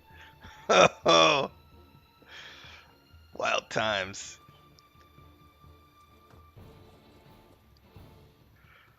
All right, folks, I'm going to go get some breakfast and take a nap. And this afternoon, I'm going to be working on, or this evening, I'll be working on Chapter 16. It's due out on Thursday. I don't know that I'm going to do any more work today on the other stuff. We'll see on the tabletop, because I did about 4 hours of work during the wee hours of the morning. But don't forget to check out today's Patreon post, everybody. Thanks so much for hanging out this morning. Don't forget you can subscribe as a member or subscribe over on Patreon. I will... No, not naughty things, Sparrow. I just want to say other things that are downloadable. Because the stupid thing, here's the stupid reality about living in any other country outside of the United States. A lot of the services, let's say Hulu, for example. Hulu, I can't access Hulu outside of the United States unless you're using a VPN or other creative means. And I have always relied upon other creative means. So there are a lot of shows that I like to watch that I don't get to watch unless I use alternative means to watch them, because I'm not allowed to watch those shows because I'm not located within the United States. That's a good example. But Netflix is easy because you can have a Netflix account anywhere in the world. Amazon Prime is another good example. I can have Amazon Prime. Disney Plus is a good example. So anytime I can pay for a subscription for a streaming service, I absolutely will. But in the cases where I can't, the only option I have is to find alternative means to watch those shows. And that's when you get to those creative solutions that can get you in trouble in the United States. Chapter 15 was pretty good, Liam. I thought it was pretty good anyway. Chapter 16 is sort of it's a downturn stream. It's a in between action sequences chapter. So it's character development, and the pacing slows a little bit. Because we're getting ready for something that's going to be happening. I'm going to go look at the outline. Give me 2 seconds. Outline. Project Drummond novel outline. Chapter 17. Yep. Chapter 17 is an action sequence. So chapter 16 is a calm before the storm chapter. So it'll be a little slower. But I wrote half of it yesterday, so I'm going to write the other half tonight.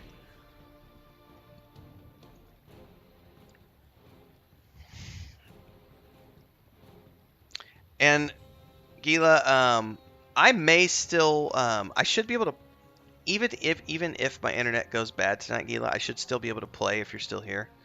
I just won't be able to. What I did last night, one of the reasons that I was still getting connection issues was because I was streaming to the Xbox, streaming from the Xbox to my PC so that I could record footage on OBS. And so when they cut my internet connection, which I was then using I was using my cut internet connection to stream from my Xbox to my PC through the Xbox app. So that was sucking juice from an already crappy connection last night. So if I play tonight, which I would like to, I'll just turn on the Xbox like normal, and we'll just play that way. And I won't be streaming it to my PC, so I'll just be playing on the Xbox, which means I'll probably need to use the in-game voice chat. But we'll sort that out later tonight. And I may test that other connection tonight as well. We'll see. Much excite. Good times.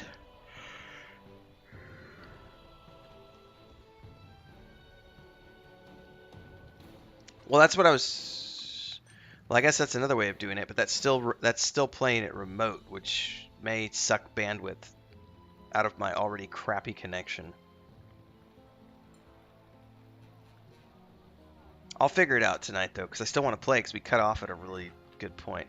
But I also have to see what Chris wants to do tonight. But I'll keep you posted, because I do want to play tonight. We'll figure something out.